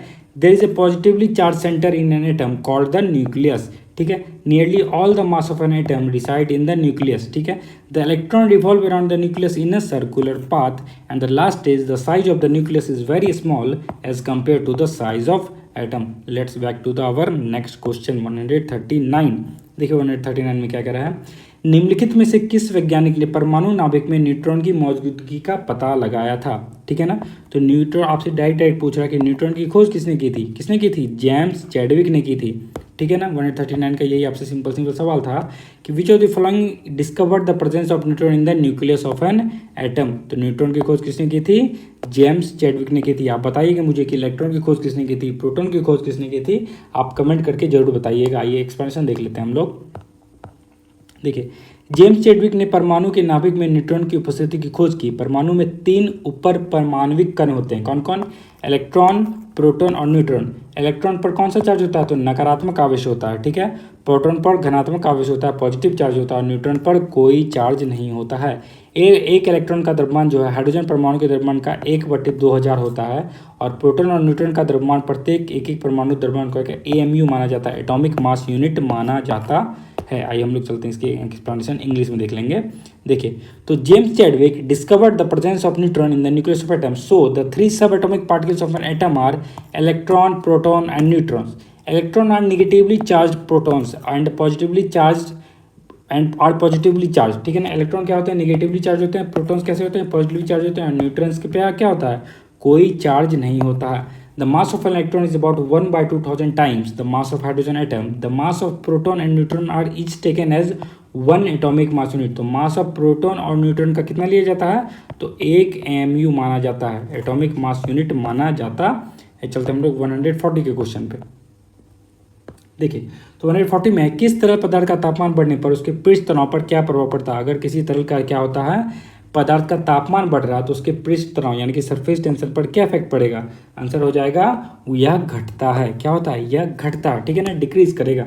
देखिए, what happened to the surface tension of a liquid when its temperature is increased? Answer will B it will be decreases, ठीक है। आइए हम लोग English में देख लेते हैं, हिंदी में देख लेते हैं पहले। देखिए, जब किसी द्रव का तापमान बढ़ाया जाता है तो उस अणुओं का गतिज ऊर्जा क्या होती है? प्राप्त होती है, और वह अधिक तेजी से गति करने लग जाते हैं। यह बढ़ी हुई गति सतह पर अणुओं के बीच अंतर आणविक बलों को बाधित करती है, जिससे सतह का तनाव क्या होता है? कम हो जाता है। फलतः द्रव की सतह कम कठोर हो जाती है और विरूपण के लिए अधिक प्रवहन हो जाती है। यही कारण है कि गर्म तरल पदार्थ ठंडे तरल पदार्थों की तुलना में अधिक आसानी से क्या होते हैं? फैलते हैं। आइए हम लोग देखते हैं इसकी एक्सप्लेनेशन इंग्लिश में। When the temperature of a liquid is increased the molecules gain kinetic energy and start moving more rapidly. This increased motion disrupts the intermolecular forces between the molecules at the surface, causing the surface tension to decrease. As a result, the liquid surface becomes less rigid and more prone to deformation. क्या होता है? Less rigid हो जाता है और more prone हो जाता है deformation के।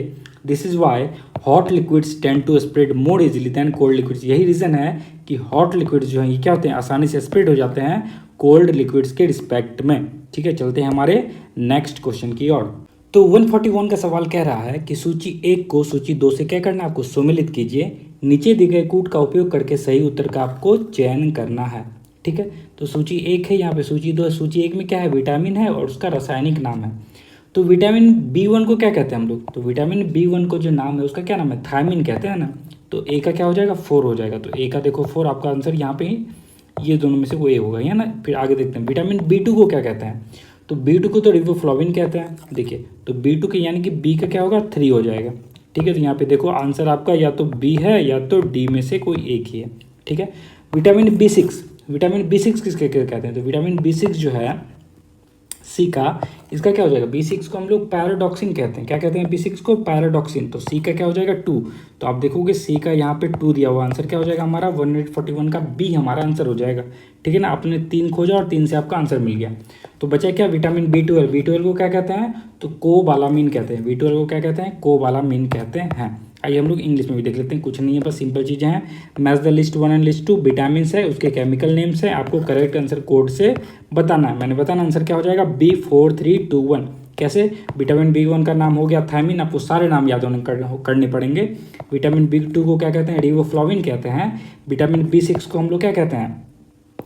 पैराडॉक्सिन। विटामिन B6 को पैराडॉक्सिन कहते हैं और B12 को कोबालामीन कहते हैं। आइए हम लोग हिंदी एक्सप्रेशन देखते हैं। इसमें कुछ नहीं, देखिए आपको क्या दिया हुआ है, सारे विटामिन हैं, उसके सारे नाम आपको दिए गए हैं। तो आपको जो भी इंपॉर्टेंट विटामिन, जैसे विटामिन ए का नाम क्या है? रेटिनॉल है। विटामिन B का 1 थायमिन है। विटामिन B2 को रिबोफ्लाविन कहते हैं। B3 को नियासिन कहते हैं, बहुत बार एग्जाम में पूछा गया है।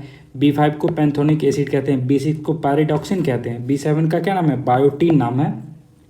B9 क्या होता है? फॉलिक एसिड होता है। B12 कोबालामीन। B12 का क्या नाम है? कोबालामीन हो गया। विटामिन C को एस्कॉर्बिक एसिड कहते हैं। विटामिन D को कैल्सीफेरोल कहते हैं। विटामिन E को टेकोफेरोल कहते हैं और विटामिन K को नेफ्थाकिनोन कहते हैं, ठीक है ना। आपको ये नाम याद रखना होगा। इंग्लिश में यहाँ पे नाम दिया हुआ, आप लोग खुद से क्या करोगे? इसे याद कर लोगे नोट्स बना के। चलते हम लोग नेक्स्ट क्वेश्चन पे। 142 का क्वेश्चन क्या कह रहा है? देखिए तो इसमें क्या रहा है, निम्नलिखित में से कौन सी उच्च श्यानता वाले द्रव की मुख्य विशेषता है। ठीक है, इसमें से कौन सी जो है उच्च श्यानता वाले द्रव की जो है मुख्य विशेषता है, इसका सही आंसर हो जाएगा यह प्रवाह का विरोध करता है और इसकी संरचना गाढ़ी होती है। आइए हम लोग देखते हैं इसकी इंग्लिश में क्वेश्चन को। यहाँ पे क्या रहा है, which of the following is the primary characteristic of A fluid with a high viscosity. ठीक है, ऐसे फ्लूइड जिसकी विस्कोसिटी क्या है, बहुत हाई है, तो उसका क्या कैरेक्टरिस्टिक होता है, आंसर हो जाएगा it resist flow and has a thick consistency. उसकी क्या होती है, रेसिस्ट को फ्लो मतलब वो फ्लो को रेसिस्ट करता है और उसकी कंसिस्टेंसी जो होती है वो थिक होती है। पहले हम लोग हिंदी में देखेंगे। देखिए यहाँ पे, तो यहाँ पे क्या रहा है, श्यानता, जिसको हम लोग क्या कहते हैं, विस्कोसिटी कहते हैं। तो विस्कोसिटी किसी द्रव के प्रवाह का विरोध करने की क्षमता का माप है। ठीक है, उच्च सांद्रता वाला द्रव गाढ़ा होता है और आसानी से नहीं बहता है, जबकि निम्न सांद्रता वाला द्रव आसानी से क्या होता है, बह जाता है। उच्च सांद्रता वाले द्रव के उदाहरण क्या क्या हो गए, शहद हो गया, शीरा, सरफ हो गया और तेल हो गया। ठीक है, और निम्न सांद्रता वाले द्रव के उदाहरण हो गए, पानी हो गया और वायु हो गया। हम लोग इंग्लिश में देख लेंगे। देखिए यहाँ पे, तो यहाँ पे क्या कह रहा है, देखिए तो characteristic of high viscous liquid, तो हाई विस्कस जो लिक्विड है उसकी कैरेक्टरिस्टिक आपको दे दी गया है। तो स्लो फ्लो रेट होता है, ठीक है ना, तो move slowly due to the internal resistance to flow, example honey हो गए और मोलेसेस हो गए। थिक कंसिस्टेंसी, कंसिस्टेंसी कैसी होगी, थिक होगी, अपीयर थिक होंगे और डेंस लगेंगे। रेस्टिंग इजी डिफॉर्मेशन, यानी कि वो जल्दी डिफॉर्म नहीं होने देंगे, शेप नहीं खोने देंगे। ग्रेटर इंटरनल फ्रिक्शन, उनका इंटरनल फ्रिक्शन काफ़ी ज़्यादा होगा। Molecules exhibit strong intermolecular force hindering movement, movement को क्या करते हैं, वो रेसिस्ट करते हैं। हाई कोहेजन होगा, उनका जो कोहेजन होगा क्या होगा, हाई होगा। देखिए strong attraction between the molecules increasing resistance to flow, जब उनका जो मॉलिक्यूल्स है वो उनके बीच बहुत ही स्ट्रॉन्ग अट्रैक्शन होगा तभी तो वो क्या करेंगे, रेजिस्टेंस करेंगे फ्लो को। नेक्स्ट है less splashing, tends to flow smoothly without splattering. Next है टेम्परेचर सेंसिटिविटी, यानी कि viscosity decreases with an increase in temperature, यानी कि अगर आप टेम्परेचर बढ़ाओगे तो विस्कोसिटी क्या होगा, डिक्रीज हो जाएगा। तो इन्वर्सली प्रोपोर्शनल होता है, ये याद रखिएगा, बहुत ही इंपॉर्टेंट पॉइंट है। नेक्स्ट एनर्जी डिसिपेशन, यानी कि converts more mechanical energy into heat during flow, यानी कि फ्लो के टाइम में ये क्या करते हैं, मैकेनिकल एनर्जी को हीट एनर्जी में कन्वर्ट कर देते हैं। नेक्स्ट है density, higher than low viscosity fluid, और इनकी जो डेंसिटी होती है ना वो हाई होती है लो विस्कोसिटी फ्लूइड्स के, किसकी, हाई विस्कस लिक्विड की। चलते हैं हमारे नेक्स्ट क्वेश्चन पे 143। यहाँ पे फिर से आपको क्या करना है, सूची 1 को सूची 2 से सुमेलित करना है। देखिए यहाँ पे सूची 1 को सूची, और क्या नीचे दिए गए कोड का उपयोग करके सही उत्तर का आपको चयन भी करना है। ठीक है, आंसर देखते हैं हमारा क्या हो जाएगा 143। तो देखिए 43 में इंसोम्निया, इंसोम्निया किससे रिलेटेड है, तो इंसोम्निया जो रिलेटेड है ये क्या हो, देखिए नींद आने या सोने में रहने में कठिनाई, ये आपका 68 बीपीएससी में क्वेश्चन भी आया था ना, उसी से क्वेश्चन लिया गया। ठीक है, तो इंसोम्निया क्या है, ये नींद आने या सोते रहने में कठिनाई होती है। अगर आपको नींद नहीं आ रही है अच्छे से तो मे भी हो सकता है आपको इंसोम्निया की प्रॉब्लम है। ठीक है, ये होता है। नेक्स्ट हमारा क्या है, एनोरेक्सिया नर्वोसा। ठीक है ना, तो एनोरेक्सिया नर्वोसा जो है ये किसे, तो प्रतिबंधित भोजन या वजन कम करना और वजन बढ़ाने का डर जो है ये एनोरेक्सिया नर्वोसा होता है इसको। ठीक है, इसको क्या कहते हैं, एनोरेक्सिया नर्वोसा कहते हैं। ठीक है, नेक्स्ट आ जाइए ओबेसिटी। ओबेसिटी जो क्या होता है, ओबेसिटी क्या हो जाएगा हमारा, ओबेसिटी जो है यहाँ पे सी का हो जाएगा अत्यधिक कैलोरी का सेवन और शारीरिक गतिविधि का अभाव, यानी कि जब आप अत्यधिक कैलोरी का सेवन करोगे और अपनी जो शारीरिक गतिविधि यानी कि फिजिकल एक्टिविटी बहुत कम कर दोगे तो आपको ओबेसिटी की शिकायत हो जाएगी। नेक्स्ट है डिप्रेशन। ठीक है, डिप्रेशन क्या होता है, न्यूरोट्रांसमीटर असंतुलन से जुड़ा मानसिक स्वास्थ्य विकार है। ठीक है ना, तो ये मेंटल से जुड़ा हुआ है। ठीक है, आंसर क्या हो जाएगा हमारा B3241। चलते हैं हम लोग नेक्स्ट क्वेश्चन पे, मतलब इंग्लिश में वाला देख लेते हैं। यहाँ पे देखिए match the list 1 and list 2 disorder है और उसके कैरेक्टरिस्टिक दिए हुए हैं आपके पास। ठीक है, तो इंसोम्निया क्या मैंने बताया ना, difficulty falling of staying asleep. ठीक है, एनोरेक्सिया नर्वोसा क्या है, तो restricting eating weight loss and intense fear of gaining weight, anorexia nervosa होता है। ओबेसिटी क्या है, तो ओबेसिटी जो excessive calorie intake and lack of physical activity. और डिप्रेशन क्या होता है, तो मेंटल हेल्थ डिसऑर्डर है ये, link to neurotransmitter imbalance से। आंसर क्या हो जाएगा बी। ठीक है ना, 3241। आइए हम लोग इसकी एक्सप्लेनेशन देख लेते हैं जल्दी से। देखिए इंसोम्निया जो है नींद न आने या सोते रहने में कठिनाई के रूप में परिभाषित किया जाता है, मैंने आपको बताया ही था ये। यहाँ पे देख लीजिए बाकी भी क्या कह रहा है। एनोरेक्सिया नर्वोसा एक भोजन विकार है जिसमें व्यक्ति खाने पर प्रतिबंध लगाता है और वजन कम होता है तथा वजन बढ़ने का तीव्र भय होता है। ओबेसिटी का कई कारणों से होता है जिनमें अधिक खाना, गतिहीन जीवन शैली और कभी कभी हार्मोनल असंतुलन भी शामिल होते हैं। डिप्रेशन एक मानसिक स्वास्थ्य विकार है जिसमें भावनात्मक, संज्ञानात्मक और शारीरिक लक्षण सम्मिलित होते हैं जो अक्सर न्यूरोट्रांसमीटर असंतुलन से क्या होते हैं, जुड़े होते हैं। इंग्लिश में देख लेंगे हम लोग। देखिए यहाँ पे, तो insomnia is defined as difficulty falling और स्टेइंग अस्लीप। ठीक है, नेक्स्ट यहाँ पे देखिए एनोरेक्सिया के बारे में बात करें तो anorexia nervosa is an eating disorder marked by restricting eating, weight loss and intense fear of gaining wait. Obesity क्या है, तो obesity is caused by the multiple factors. Obesity के मल्टीपल फैक्टर्स हैं, क्या क्या, इंक्लूडिंग ओवर ईटिंग, ए sedentary lifestyle यानी कि बिल्कुल शिथिल जीवन शैली हो, समटाइम्स हार्मोनल इम्बैलेंस, और अगर हार्मोनल इम्बैलेंस हो तो भी आपका वजन बढ़ सकता है। डिप्रेशन देखिए, तो depression is a mental health disorder involving emotional, cognitive and physical symptoms often link to neurotransmitter imbalances. ठीक है, चलते हम लोग हमारे नेक्स्ट क्वेश्चन पे 144 का क्वेश्चन। तो देखिए 144 में क्या कह रहा है, डाल्टन के परमाणु सिद्धांत में एक ही तत्व के परमाणुओं के बारे में उनकी धारणाओं के संबंध में निम्नलिखित में से कौन सा कथन सही है। आपको कौन सा ढूंढना है, आपको सही वाला ढूंढना है। आंसर क्या हो जाएगा 144 का, आंसर हो जाएगा वे द्रव्यमान, आकार और रासायनिक गुणों के समान होते हैं। ये क्या है, बिल्कुल सही है। आइए देखते हैं हम लोग इंग्लिश में भी। तो देखिए, which of the following statement is correct regarding the assumption made by Dalton in his atomic theory dealing with the atoms of the same element। ठीक है, इसका सही आंसर क्या हो जाएगा, मैंने आपको बताया है। देखिए इसका सही आंसर है they have identical in mass size and chemical properties. ये मास साइज और केमिकल प्रॉपर्टीज में क्या होते हैं, आइडेंटिकल होते हैं। आइए हम लोग देखते हैं इसकी एक्सप्लेनेशन को। देखिए 19वीं सदी की शुरुआत में जॉन डाल्टन द्वारा प्रस्तावित डाल्टन का परमाणु सिद्धांत यह मानता है कि एक ही तत्व के परमाणु द्रव्यमान, आकार और रासायनिक गुणों में समान होते हैं। इस सिद्धांत ने आधुनिक परमाणु सिद्धांत और तत्वों और यौगिकों की समझ की नींव रखी थी। डाल्टन ने निम्नलिखित धारणाएं प्रस्तावित की थी। डाल्टन ने क्या क्या धारणाएं दी थी, देखिए पदार्थ जो है ये अविभाज्य परमाणुओं से बना होता है। ठीक है, दिए गए तत्वों के सभी परमाणुओं में समान गुण होते हैं जिनमें समान द्रव्यमान भी शामिल है। विभिन्न तत्वों के परमाणु एक निश्चित अनुपात में संयोजित होते हैं और यौगिक बनाते हैं। ठीक है, रासायनिक प्रतिक्रियाओं में परमाणु का पुनर्गठन शामिल होता है। रासायनिक प्रतिक्रिया में इनका न तो निर्माण होता है ना ही क्या होता है, विनाश होता है। ठीक है, चलते हैं हमारे नेक्स्ट क्वेश्चन की और देखिए इंग्लिश में देखेंगे हम लोग 144 का। तो देखिए Dalton's atomic theory proposed by John Dalton is the in the early 19th century assumed that atoms of the same element are identical in mass, size and chemical properties. This theory laid the foundation for modern atomic theory and understanding the elements and compounds. Dalton proposed the multiple assumption matter consists of indivisible atoms. All the atoms of the given element have identical properties, including the identical mass. Compounds are formed when atoms of different elements combine in a fixed ratio. Chemical reaction involves the reorganization of atoms. These are neither created nor destroyed in a chemical reaction. ये line बहुत important है, neither created nor destroyed in a chemical reaction। चलते हम लोग 145 के question पे। देखिए तो 145 में कह रहा है टीनियस एक परजीवी कृमि के कारण होने वाली बीमारी है। इस बीमारी के बारे में निम्न में से कौन सा कथन सही है। तो इसमें से जो आपको टीनियस के बारे में कौन सा कथन सही है आपको बताना है। आंसर हो जाएगा यह टीनिया प्रजाति के कारण होता है तथा अधपके सुअर या गाय के मांस के सेवन से यह फैलता है। ठीक है, अगर आप क्या कर रहे हो, अनकुक्ड सुअर या फिर गाय के मांस का सेवन करना है तो आपको टीनियस की मतलब आपको बीमारी हो सकती है टीनियस प्रजाति से। ठीक है, इंग्लिश में देख सकते हैं हम लोग यहाँ पे। देखिए तो taeniasis is a disease caused by the parasitic worm. Which of the following statement about it is correct? Answer is it is caused by the Tanius species and spreads through undercooked pork or beef. ठीक है ना, pork या फिर pork के through होगा या फिर beef के थ्रू हो सकता है। आंसर क्या हो जाएगा बी। आइए हम लोग इसकी एक्सप्लेनेशन देख लेते हैं।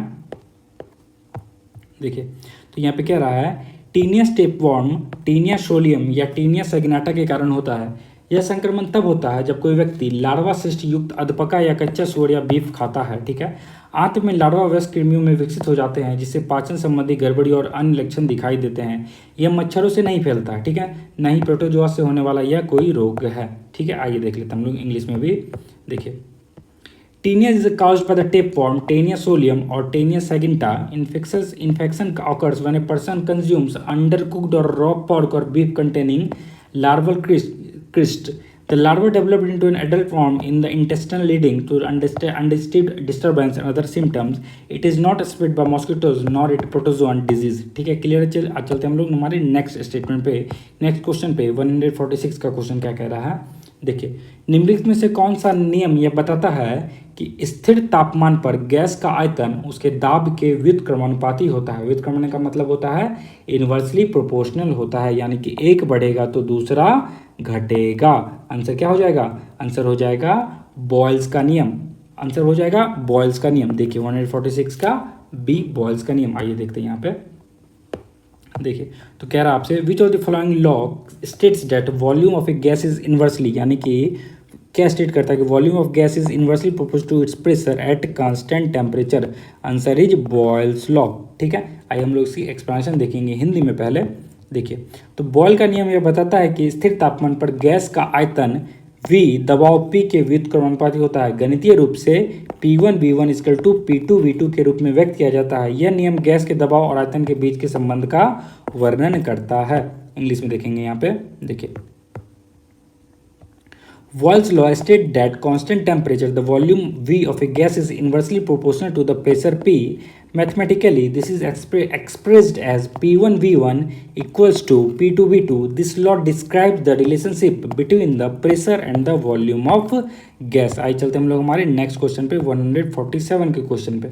देखिए ठीक है, ये क्या है? अभिकथन है, ये क्या है? कारण है। इसमें से आपसे पूछ रहा है कौन सा सही है और कौन सा गलत है। ठीक है ना, तो आपको क्या करना है? सही उत्तर का चयन करना है। देखिए तो डीएनए के बारे में दिया हुआ है, डीएनए द्विरज्जुक होते हैं जो, जबकि आरएनए एकल रज्जुक होते हैं। ठीक है ना, रज्जुक क्या होता है भाई? ठीक है ना, ये तो मुझे भी नहीं पता। ठीक है, आइए हम लोग इंग्लिश में देखेंगे। नेक्स्ट है आरएनए में डीऑक्सीराइबोस शर्करा और थायमिन होता है। ये बिल्कुल गलत है। ठीक है ना, आरएनए में डीऑक्सीराइबोस कहाँ से आ जाएगा, है ना? तो यही वाला गलत है। हमारा आंसर क्या हो जाएगा? द्विरज्जुक होता है और जबकि आरएनए एकल रज्जुक होता है। ठीक है, ये बिल्कुल सही है। ठीक है, आंसर क्या हो जाएगा हमारा? सी हो जाएगा। ए सत्य है लेकिन आर असत्य है। बहुत सारे कमेंट आ रहे थे कि आप लोग सर आप सिर्फ हिंदी में करवाओ, सिर्फ इंग्लिश में करवाओ। देखिए मेरी बात सुनिएगा आप। साइंस और ज्योग्राफी है ना, इसके जो शब्द होते हैं ना वो क्या होते हैं, थोड़े थोड़े हिंदी में बहुत हार्ड शब्द मिलेगा आपको। जैसे ये द्विरज्जुक है, इसका इंग्लिश में बहुत आसान शब्द है, डबल स्टैंडर्ड है। अब बताओ यार, डबल स्टैंडर्ड बोलना कितना आसान है और ये द्विरज्जुक बोलना कितना मुश्किल है ना? तो मैं साइंस और ज्योग्राफी ये दो सब्जेक्ट में बाइलिंगुअल करवाऊंगा आपको पूरे। लेकिन हिस्ट्री हो गए, ठीक है ना, हिस्ट्री के सब्जेक्ट हो गए, इकोनॉमी हो गए, ये सब आपको सिर्फ सिंगल लैंग्वेज यानी कि बाइलिंगुअल हिंदी में मिलेंगे आपको। ठीक है, इसमें मैं आपको एक एक करके जो इंग्लिश और हिंदी के ये करवा रहा हूँ, ये मैं आपको साइंस और ज्योग्राफी में करवाऊंगा। बाकी सब्जेक्ट में मैं आपको वो हिंदी में ही करवाऊंगा। ठीक है ना, इसे आप याद रखिएगा। चलते हम लोग इंग्लिश में देख लेते हैं। देखिए इसमें क्या है, हमारा असर्शन है और रीजन है। तो ये DNA is double standard why RNA is a single standard, बिल्कुल सही बात है। लेकिन ये जो हमारा कि RNA content deoxyribose sugar and thymine, ये क्या है? गलत है। आंसर हो जाएगा A is true but R is false. A सही है बट आर क्या है? गलत है। आइए हम लोग इसकी एक्सप्लेनेशन देख लेते हैं। देखिए यहाँ पे डीएनए जो है ये क्या होते हैं? डबल स्टैंडर्ड होता है और आरएनए आमतौर पर सिंगल स्टैंडर्ड होते हैं। लेकिन आरएनए में राइबोस शुगर होता है, डीऑक्सीराइबोस नहीं होगा, तभी मैंने उसको गलत करा है ना। क्या होगा? राइबोस शुगर होगा। और यूरेसिल होता है, क्या होता है? यूरेसिल होता है, थायमिन नहीं होता है। डीऑक्सीराइबोस और थायमिन नहीं होते हैं। ठीक है, आइए हम लोग इंग्लिश में भी देख लेते हैं इतनी सी बात को। देखिए तो डीएनए क्या है? DNA is a double standard and RNA is usually single standard but RNA contains ribose sugar and uracil not deoxyribose and thymine. तो आरएनए में क्या मिलेगा आपको? राइबोस शुगर मिलेगा और यूरेसिल मिलेगा, डीऑक्सीराइबोस और थायमिन नहीं मिलेगा। ठीक है, चलते हमारे 148 के क्वेश्चन पे। देखिए यहाँ पे तो 148 का क्वेश्चन कह रहा है लसिका ग्रंथि का प्राथमिक कार्य क्या है? तो इसका सही आंसर हो जाएगा लसिका से रोगजनकों को फिल्टर और ट्रैप करना इसका प्राथमिक कार्य है। इंग्लिश में देख लेंगे हम लोग यहाँ पे। देखिए what is the primary function of lymph nodes? ठीक है, तो लिम्फ नोड का प्राइमरी फंक्शन क्या है? Filter and trap pathogens for the lymph. इसका सिंपल काम है फिल्टर करना और पैथोजेंस को ट्रैप करना फ्रॉम द लिम्फ से। ठीक है, हिंदी में देख लेते हैं पहले एक्सप्लेनेशन। देखिए क्या कह रहा है। तो लसिका ग्रंथि छोटी बीन के आकार की संरचनाएं हैं जो पूरे लसिका तंत्र में स्थिर होती है। इनका मुख्य कार्य लिम्फिक द्रव को फिल्टर करना और बैक्टीरिया, वायरस और अन्य बाह्य पदार्थों को फंसाना है जिन्हें नोड्स के भीतर मौजूद लिम्फोसाइट एक प्रकार के श्वेत रक्त कोशिका द्वारा नष्ट कर दिया जाता है। क्लियर हो गई चीज़ें? इंग्लिश में देखेंगे यहाँ पे हम। देखिए तो यहाँ पे क्या रहा है, lymph nodes are small bean shaped structure located throughout the lymphatic system. Their main function is filter lymph fluid and trap bacteria, viruses and other foreign substances which are then destroyed by the lymphocytes, a type of white blood cell, ठीक है ना, present within the nodes. आते हैं हम लोग 149 के question पे। देखिए तो यहाँ पे कह रहा है प्रोटीन संश्लेषण के दौरान निम्न में से कौन सा आरएनए अमीनो एसिड को राइबोसोम तक ले जाता है। तो प्रोटीन संश्लेषण के दौरान इनमें से कौन सा आरएनए अमीनो एसिड को राइबोसोम तक ले जाता है। आंसर क्या हो जाएगा 149 का, टी आरएनए का काम है ये। किसका काम है, टी आरएनए का ये काम है। आइए देखते हैं यहाँ पे इंग्लिश में। Which of the following RNA carries amino acids to the ribosome during the protein synthesis. Answer will be T RNA. आइए देखते हैं यहाँ पे। देखिए टी आरएनए यानी कि ट्रांसफर आरएनए कहते हैं। तो अनुवाद के दौरान राइबोसोम में विशिष्ट अमीनो एसिड स्थानांतरित करता है। एमआरएनए का काम है, तो ये मैसेंजर आरएनए है, डीएनए से राइबोसोम तक अनुवांशिक कोड ले जाता है, ठीक है ना, मैसेज पहुंचाता है ये। आरएनए का काम है राइबोसोमल आरएनए, तो राइबोसोम का संरचनात्मक और कार्यात्मक कोड बनाता है ये आरएनए, ठीक है। चलते हमारे, और यहाँ पे एचआरएनए का काम क्या है। देखिए तो ये जो एचएनआरएनए है ये क्या करता है, विषम नाभिकीय आरएनए है, ये यूकैरियोटिक नाभिक में पाए जाने वाला एमआरएनए का क्या है, अग्रदूत कहलाता है। क्लियर हो गई चीजें। चलते हम लोग हमारे इंग्लिश वाले एक्सप्लेनेशन पे। यहाँ पे देखिए तो यहाँ पे दिया हुआ है टी आरएनए यानी कि transfer RNA transfer specific amino acid to the ribosome during translation. याद रखिएगा एमआरएनए क्या कर रहा है, मैसेंजर आरएनए है, carries the genetic code from DNA to ribosome, ठीक है। आरएनए का काम है, तो ये जो राइबोसोमल आरएनए है forms the structural and functional core of the ribosome. HMRNA का क्या काम है, तो ये हेटेरोजेनियस न्यूक्लियर आरएनए बनाता है, precursor of mRNA found in eukaryotic nuclei. चलते हमारे 150 के क्वेश्चन पे। देखिए तो हमारा 150 का क्वेश्चन है, मानव शरीर में एंटीऑक्सीडेंट की प्राथमिक भूमिका क्या है। देखिए मानव शरीर में एंटीऑक्सीडेंट की प्राथमिक भूमिका क्या है, इसका सही आंसर हो जाएगा ये कोशिकीय क्षति को रोकने के लिए चयापचय के दौरान उत्पादित फ्री रेडिकल्स को बेअसर करती हैं। ये इसका सही क्या है, सबसे प्राथमिक भूमिका होता है। आइए हम लोग इंग्लिश में देख लेते हैं। What is the primary role of antioxidants in the human body? Answer will be they neutralize free radicals produced during the metabolism to prevent cellular damage। इतनी चीज़ें क्लियर है। आइए हम लोग देख लेते हैं यहाँ पे, उसकी एक्सप्लेनेशन को देख लेते हैं। यहाँ पे देखिए यहाँ पे दिया हुआ है ऑक्सीकरण अभिक्रिया मुक्त कण यानी कि जिसको फ्री रेडिकल्स कहते हैं उत्पन्न कर सकती है। ये मुक्त कण श्रृंखला अभिक्रियाओं चेन रिएक्शन की शुरुआत कर सकते हैं। जबकि यह श्रृंखला अभिक्रिया किसी कोशिका में होती है तो यह कोशिका को क्षति पहुंचा सकती है, उसकी मृत्यु का कारण तक बन सकती है ना। एंटीऑक्सीडेंट इन श्रृंखला अभिक्रियाओं को समाप्त कर देते हैं क्योंकि ये मुक्त कणों के मध्यवर्ती रूप से हटाकर और अनऑक्सीकरण अभिक्रियाओं को बाधित कर काम करते हैं। ठीक है, एंटीऑक्सीडेंट के बारे में क्या है, जैसे विटामिन सी हो गए, विटामिन ई हो गए, ग्लूटाथियोन हो गए, मुक्त कणों को निष्क्रिय करते हैं। ठीक है ना, एंटीऑक्सीडेंट का क्या काम है, तो फ्री रेडिकल्स को निष्क्रिय करना। ये मुक्त कण यानी कि फ्री रेडिकल्स अस्थिर अणु होते हैं जो शरीर की चयापचय क्रियाओं के दौरान बाहरी स्रोतों जैसे प्रदूषण, पराबैंगनी विकिरण से उत्पन्न होते हैं। ठीक है, मुक्त कण कोशिकाएं डीएनए, लिपिड और प्रोटीन को नुकसान पहुंचा सकते हैं जिससे उम्र बढ़ने या कैंसर या हृदय रोग जैसी बीमारियों का योगदान होता है। इलेक्ट्रॉन का दान करके एंटीऑक्सीडेंट मुक्त कणों को स्थिर करते हैं, एंटीऑक्सीडेटिव तनाव को रोकते हैं। हरी सब्जी और फल एंटीऑक्सीडेंट के अच्छे स्रोत होते हैं। तो हरी सब्जी और फल जो हैं ये क्या होते हैं, एंटीऑक्सीडेंट के अच्छे स्रोत होते हैं।